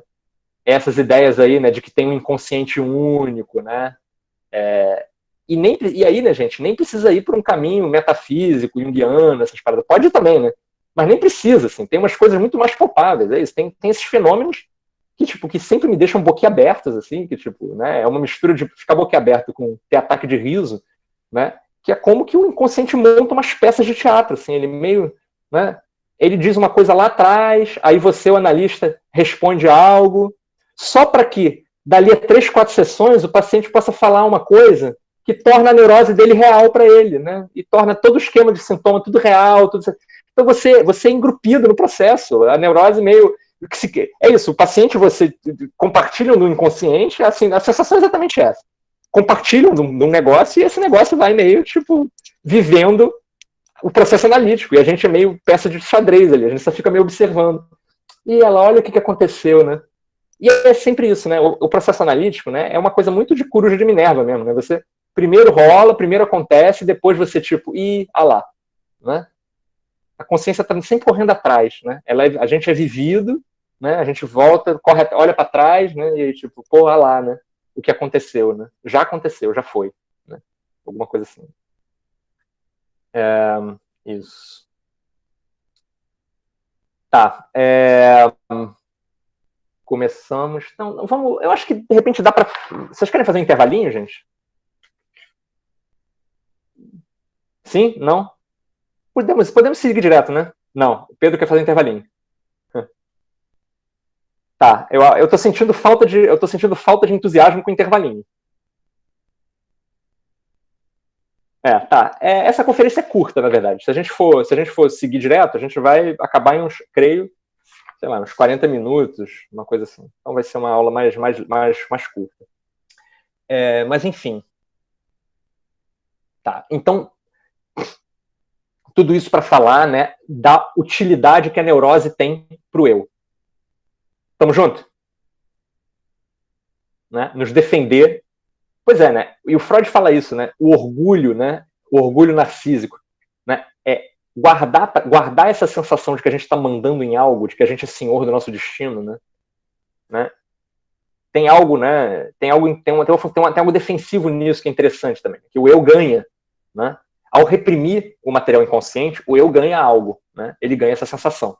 E aí, né, gente, tem umas paradas muito boas que são as racionalizações, né? Que é quando você já se defendeu de alguma coisa, você se defendeu de um componente, de um sentimento inconsciente muito forte, esse sentimento continua, né, mandando em toda a tua vida, sei lá, né, um ódio, né, um ódio de alguém, né, e esse ódio muito forte, você meio apagou esse ódio para você, porque é uma vergonha sentir ódio, né, gente de bem não sente ódio, né, gente que temente a Deus não sente ódio, né, gente com boas energias não sente ódio. Então eu não sinto ódio claramente, mas ao mesmo tempo, né, tu começa a realizar uma porrada de ações que dizem respeito a esse ódio, mas é fácil, você racionaliza tudo, né? Você diz, não, mas olha só, na verdade, né, isso que eu fiz, pô, não foi por raiva, foi porque, sei lá, na verdade eu amava. Tem de tudo, né? Sempre se arruma uma explicação, né? Então aí o eu vai, né, se enredando nessas explicações, explica tudo e se preserva lá na sua imagem de gente que não odeia, gente que persegue, né, os objetivos mais nobres, que é autônoma, racional, etc. Beleza. Tá. E aí, o que acontece, né, gente? Tem outras perspectivas sobre a relação entre o eu e a neurose. Uma delas é chamar atenção para o fato, né, de que, né, às vezes, né, isso é algo que apareceu aqui algumas aulas atrás, numa fala até da Gisele, né, que foi o seguinte, né, olha só, diante de uma enorme frustração,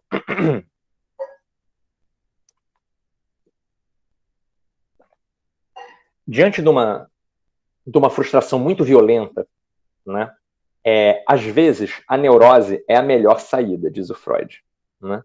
Do que ele está falando? Ele está falando o seguinte, né?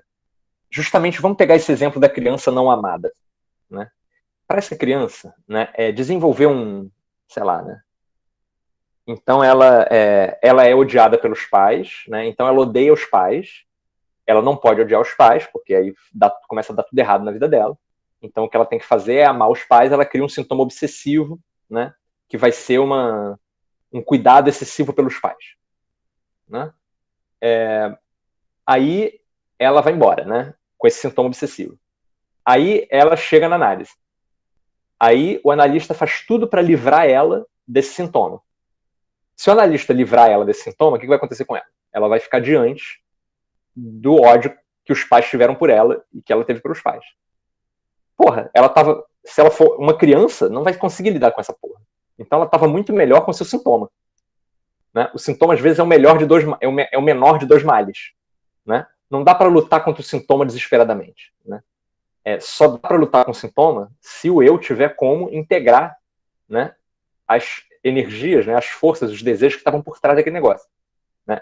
É por isso que, né, numa concepção de análise mais completa, pós-freudiana, né, ou, né, até no Ferenczi, né, a gente vai falar de tem um trabalho, né, de libertar o inconsciente e tem um trabalho também que expandir o eu, desenvolver o eu, fortalecer o eu. Né? São dois trabalhos. Né? O eu tem que estar preparado, né, para aguentar o rojão. E isso é aquilo, né? Sei lá, né? Um exemplo bom disso é isso. É o sujeito, quando o sujeito chega, né, em análise, então o sujeito chega lá com sintoma X. Ao mesmo tempo ele chega dizendo algo tipo: doutor, meus sentimentos infantis são desprezíveis. Né? Um trabalho de legitimar e permitir a afirmação desses desejos infantis é um trabalho de expansão do eu. Né?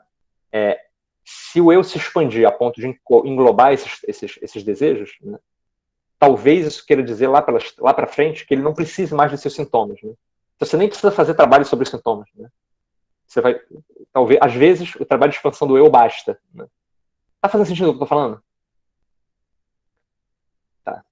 Se não tiver, perguntem, né, gente? Diz assim, pô, fale um pouco mais sobre isso. Não ficou claro. Né? Tá. Então, tipo assim, né, um sintoma físico, às vezes, é isso, né? Então, o sujeito tem um sintoma físico, né? Então, imaginem, vamos raciocinar em termos energéticos, ainda que no freudismo, né, esses termos energéticos sejam meio metafóricos, mas vamos raciocinar nesses termos. Né? O sujeito tem um sintoma físico qualquer, né, sei lá, tem uma neurose de conversão dessa, o braço fica torto.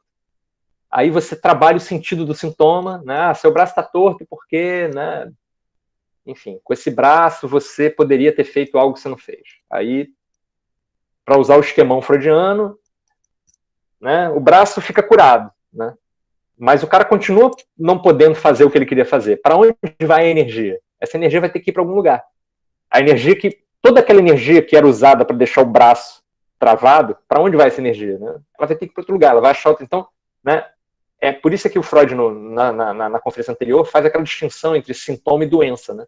A doença é a capacidade ou a necessidade de formar novos sintomas. Né? Um eu estreito, né, vai ter necessidade de formar novos sintomas repetidamente. Né? Então não adianta lutar contra os sintomas, né? O eu tem que se expandir. Tá. E aí, né, tem a história do tal do ganho secundário. Né? Então, isso é para dizer que a neurose é útil para o eu. Tamo junto? Os sintomas são úteis para o eu. Então, tem outro lance que é essa coisa do ganho secundário. Então, o ganho secundário, o Freud explica através de um exemplo. Ele diz assim: então, vamos imaginar uma mulher... peraí. Pergunta da Ana Vitória.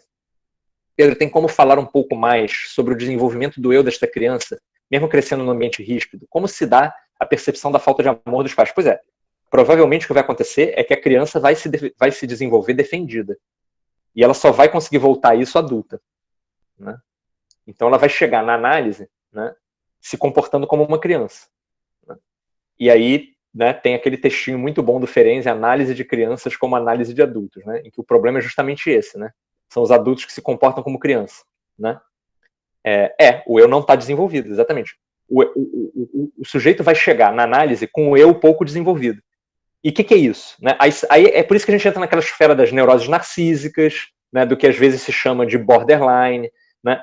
O que é um eu pouco desenvolvido? Né? O que quer dizer? O que é uma... Como que é isso descritivamente, fenomenicamente? Né? São N coisas, né? Não tem assim, tá aqui o sinal do eu, bota um, como é que é, um post-it na pessoa, né? Eu pouco desenvolvido. Não é isso, né? Mas o que é um sinal, né, disso, né? Essa parada cara, e é muito maneiro, porque já que a gente estava falando do inconsciente único, né? Tem umas coisas em análise, né? Se a gente presta atenção nessa coisa do inconsciente único, tem umas coisas em análise que é atenção à sua sensação, né? Atenção ao analista tendo atenção às suas sensações. Então, tem umas coisas assim que são os analisandos que trazem um material, né? Ou trazem uma tristeza, que não fazem você ficar triste, né? Fazem você ficar... dão um alarme, assim, dão uma espécie de... dão uma espécie de tipo assim, caraca, esse sujeito está se desintegrando.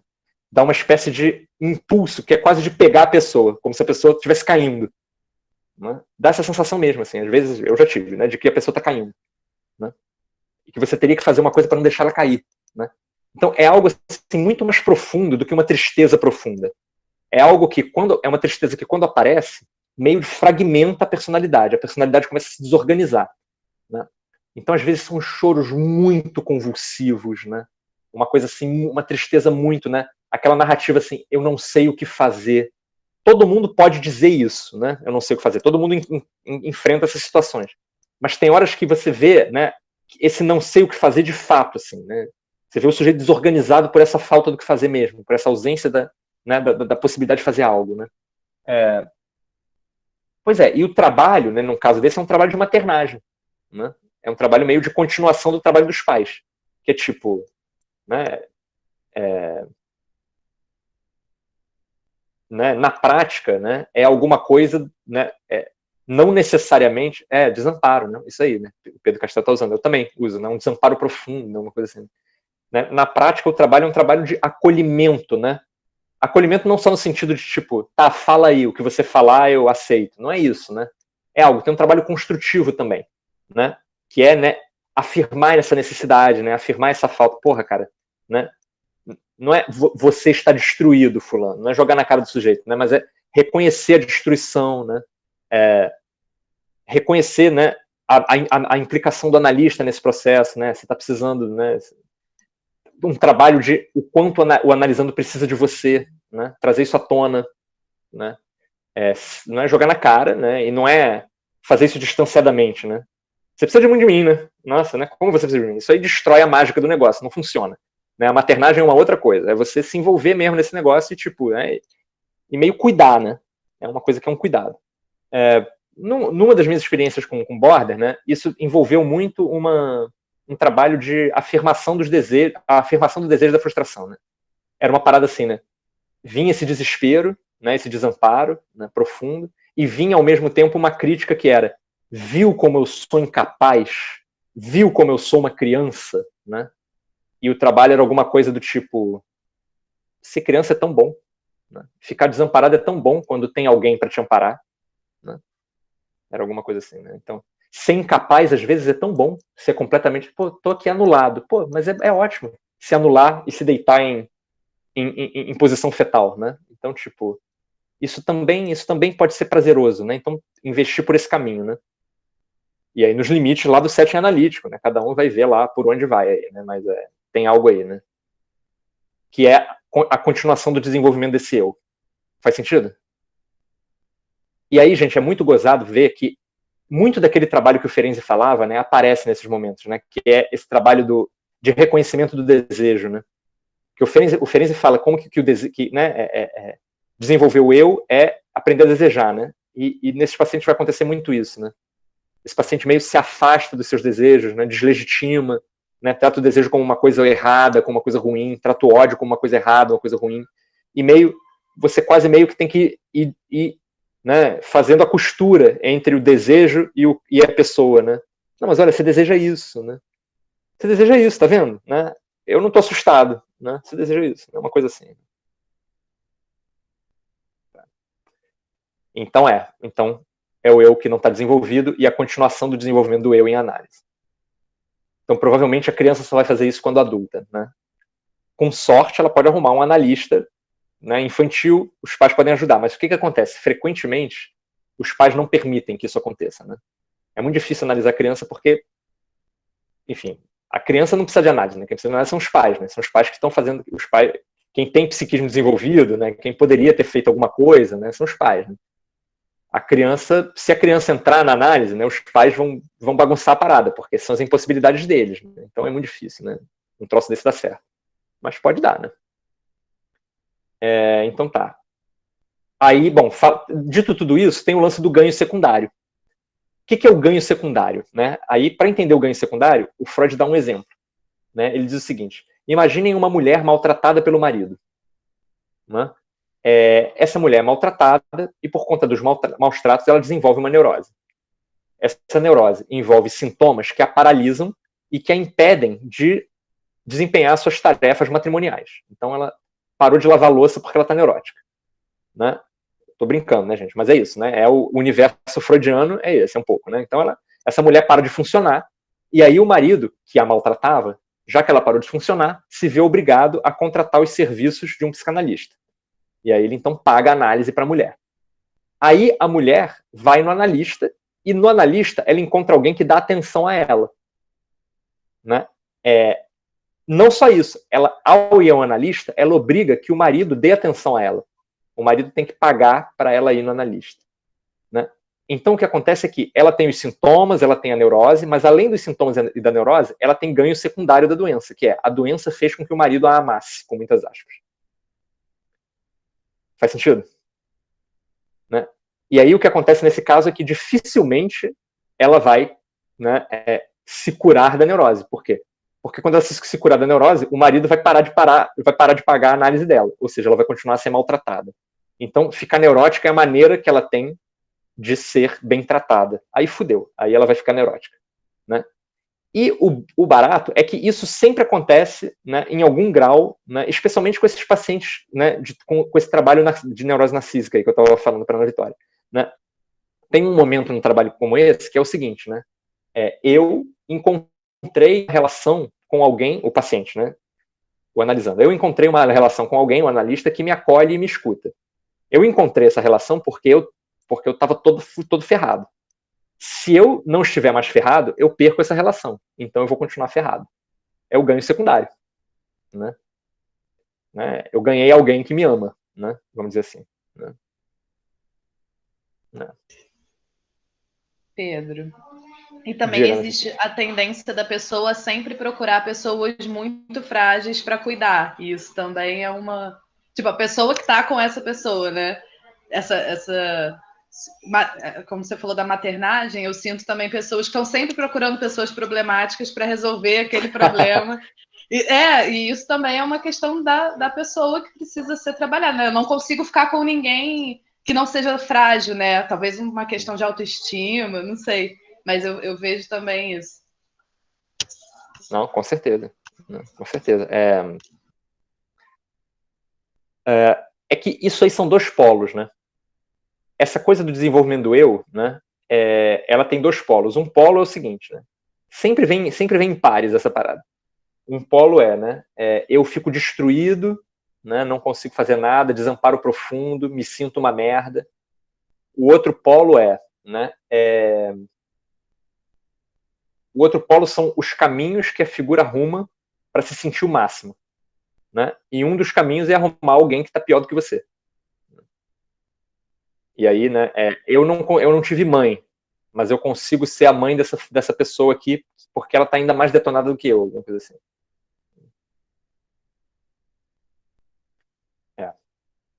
Pois então, ganho secundário.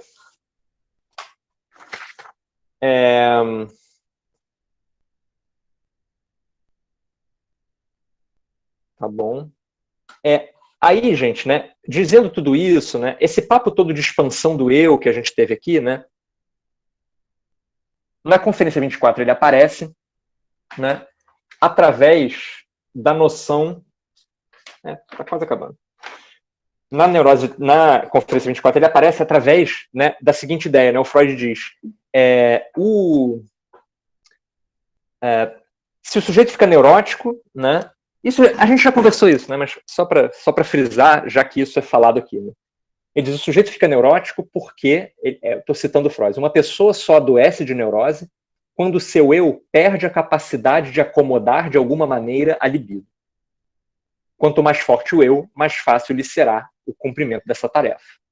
Né? Então, né, você tem os impulsos sexuais, né, as necessidades e as faltas, né, e os desejos e o prazer, né, e, né, todos os afetos que englobam, né, o que acompanham essa realização de desejo, e você tem o eu, né. Para o Freud, né, o eu tem os seus instintos e a libido diz respeito a outra ordem de instintos. Né? E essa dualidade de instintos é que eu estou frisando agora. Né? A libido se desenvolve e o eu se desenvolve em paralelo. Né? Quando esse desenvolvimento não está muito encaixadinho, o sujeito adoece, porque a coisa não cabe no eu. Né? E aí o eu se defende. Essa ideia tá clara, gente? Essa ideia da libido, né, dos instintos sexuais, né, ficou, né? Eu falei tanto disso. Mas se não ficou também, podem perguntar. Tá. Muito bem, então, no finalzinho da Conferência 24, o Freud retoma o problema metodológico expositivo, né? Ele diz, cara, tem mais uma razão pela qual eu não comecei com a teoria das neuroses, e sim com um discurso sobre inconsciente. Tem mais uma razão. Que razão é essa? A razão é a seguinte, é que se eu fosse fazer não umas conferências introdutórias de psicanálise, mas umas conferências introdutórias sobre teoria das neuroses, eu teria que ter começado com o que a gente chama de neuroses atuais. Né? E depois falado das psiconeuroses. Né? As psiconeuroses são troços mega complexos, as neuroses de transferência são trecos mega complexos. As neuroses atuais são coisas muito mais simples, então eu teria que ter começado pelas neuroses atuais. Só que as neuroses atuais não interessam as pessoas comuns, só interessam os médicos. O que são neuroses atuais? Eu falei brevemente sobre isso para vocês, mas vamos voltar a isso. Né? Então, neuroses atuais, gente, né? Para nós que já passamos pelas conferências introdutórias, neuroses atuais são neuroses sem sentido. Né? Elas são manifestações imediatas, né, da sexualidade insatisfeita. Então, né, e aí, né, de novo, eu vou usar exemplo, como sempre, né, exemplos bem estereotípicos, assim, bem, né, rústicos, rudes, né. Então, uma neurose atual, né, pois eles tinham uma classificação, quer dizer, a neurose, né, essa palavra neurose diz respeito a algo assim, né, uma doença do nervo, né, uma deterioração do nervo. Os caras achavam que a parada era física, né. Então, tinha dois tipos de neuroses, né, que então depois o Freud vai chamar de neurose, que a psicanálise e a sexologia vai chamar de neuroses atuais. Tem dois tipos, né? Era a neurastenia, né? E a neurose de angústia, né?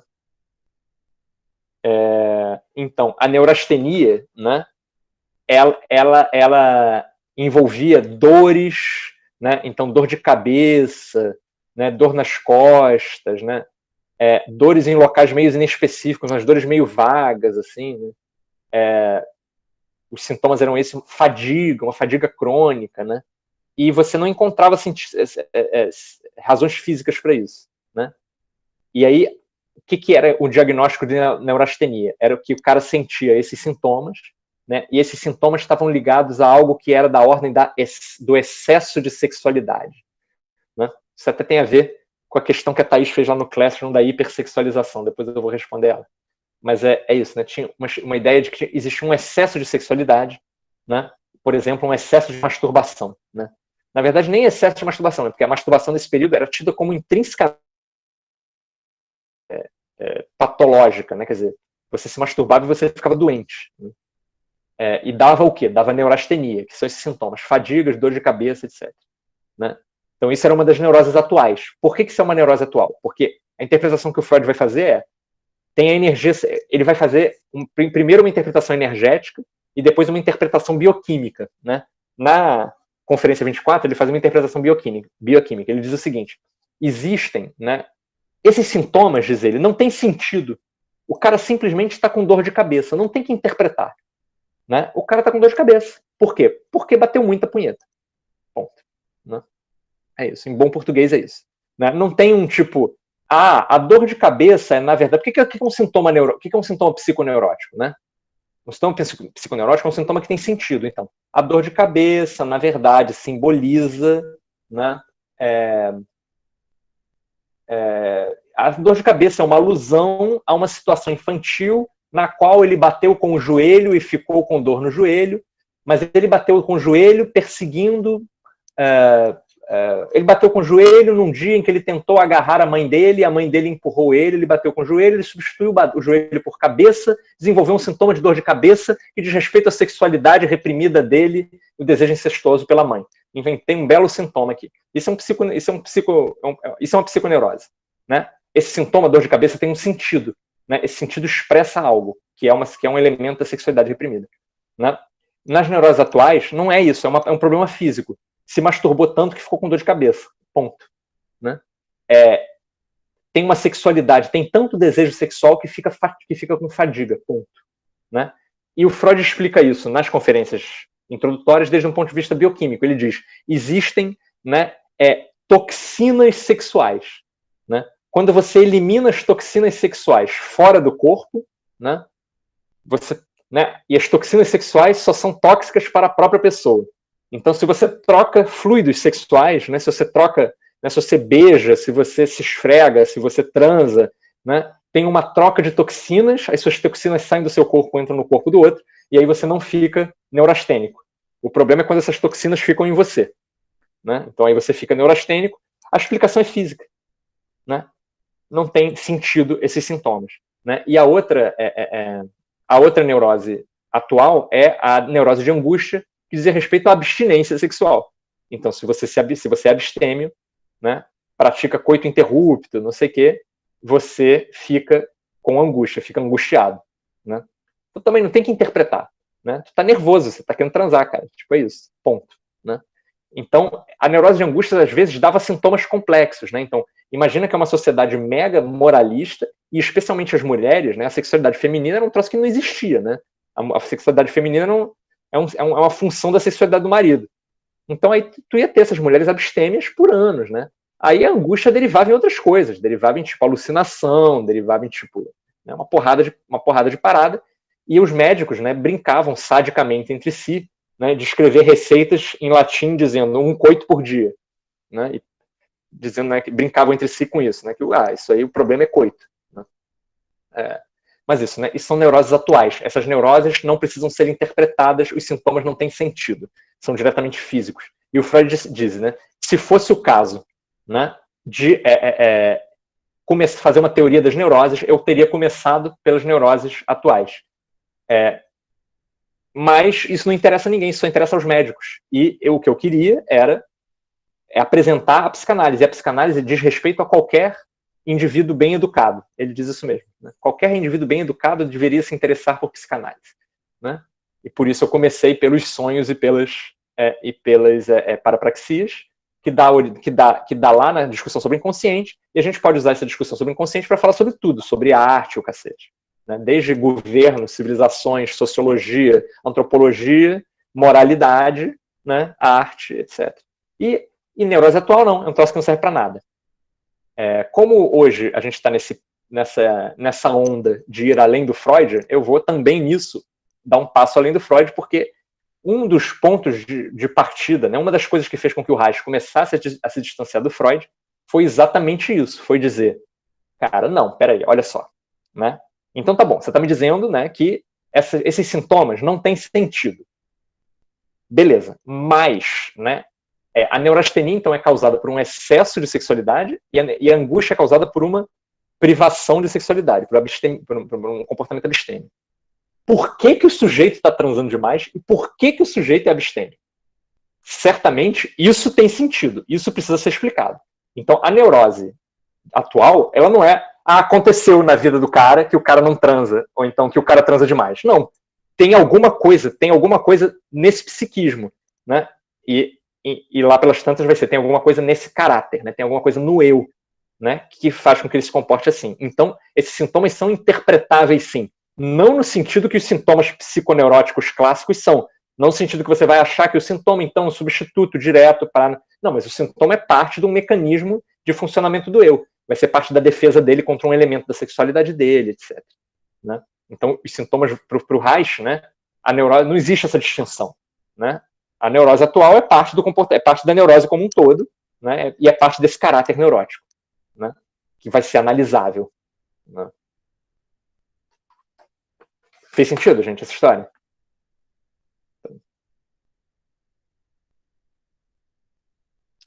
Pois é, na verdade, é isso. Essa foi a conferência 24. Deu quase 3 horas, na verdade. Né? Deu. É foda, cara. Né? Eu penso, não, vai ser super rápido. Não. E aí? Perguntas, reclamações? Pedro. Fala, Pedro. Pedro. Então, um ponto que eu achei interessante, talvez você falar um pouquinho, é a questão do fortalecimento do ego.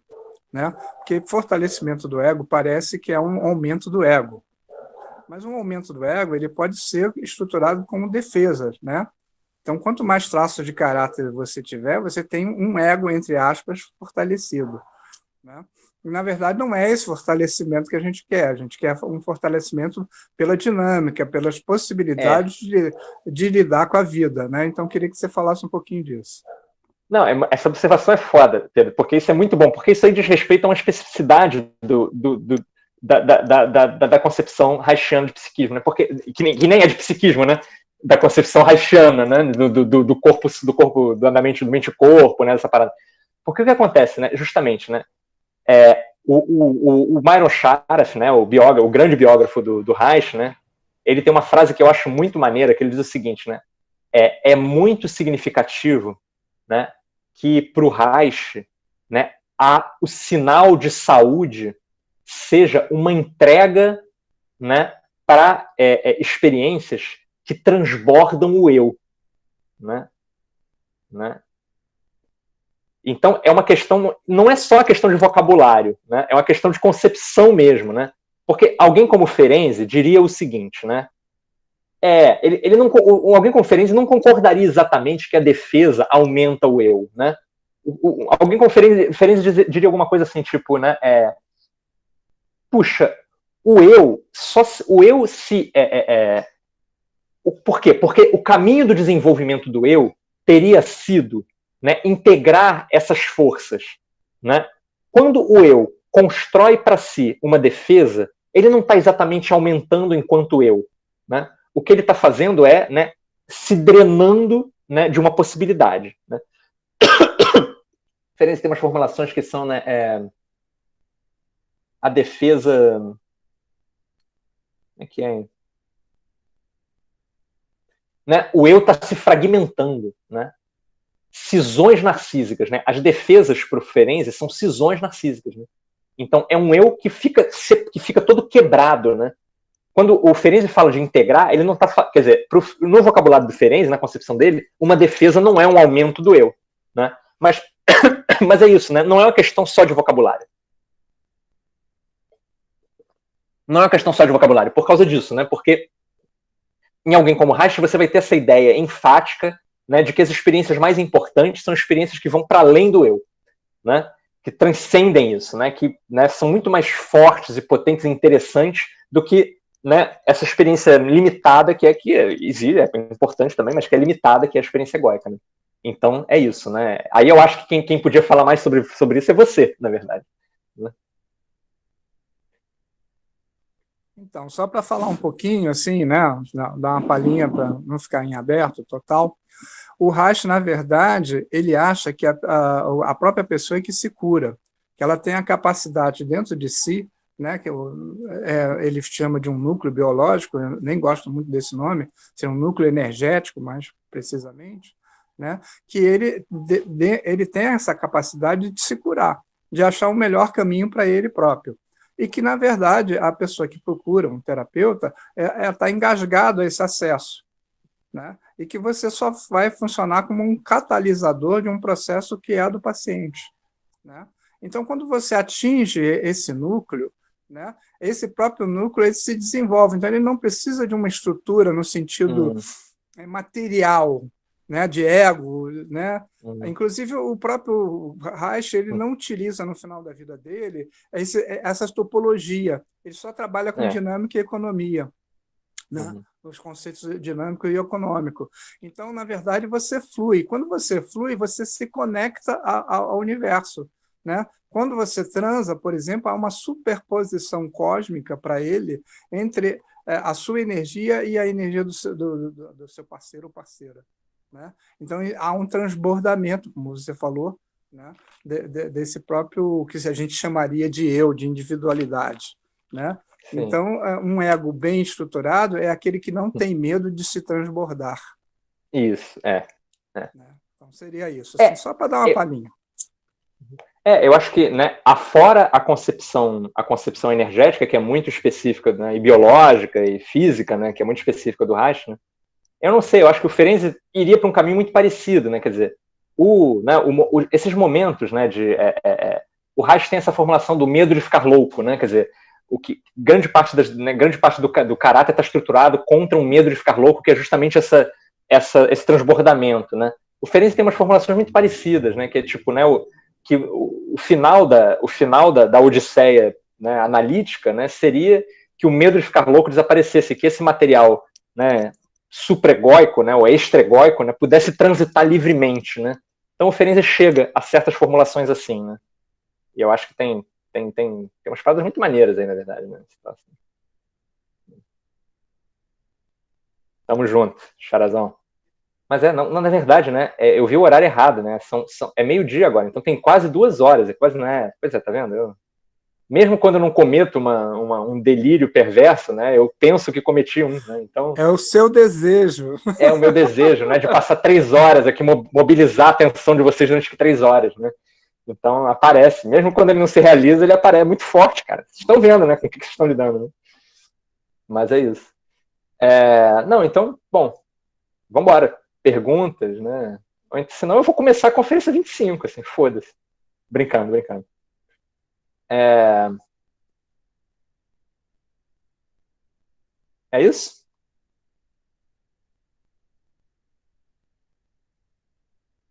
Então acho que acabamos, né?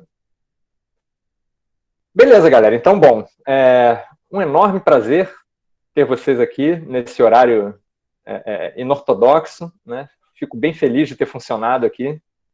E vamos embora. Vamos que vamos nessa jornada aí para acabar as conferências introdutórias.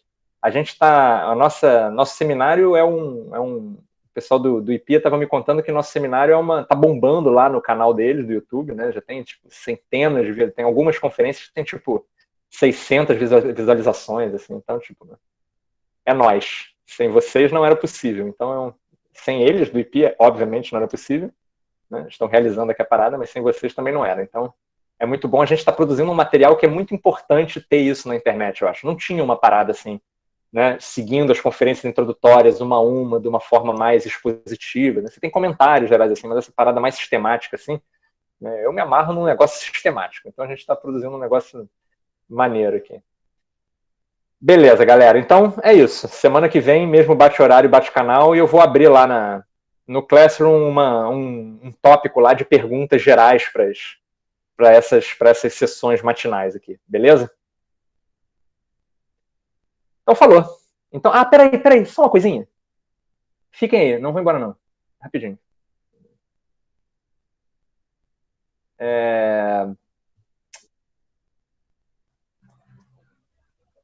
É que, porra, eu não tirei nenhuma foto da gente, da turma. Eu queria tirar uma foto da turma. Quem tá invisível não quer ficar visível aí não, pra gente fazer uma foto da turma, gente? Ah, apareceram, tá vendo?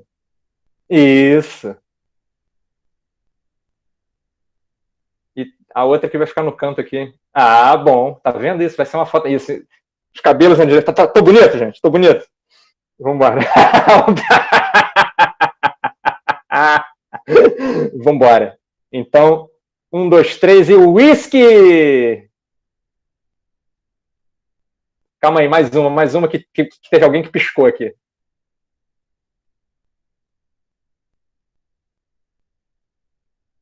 Foi. Beleza, era isso. Valeu, galera. Então, beijos, abraços, até terça. Tchauzinho.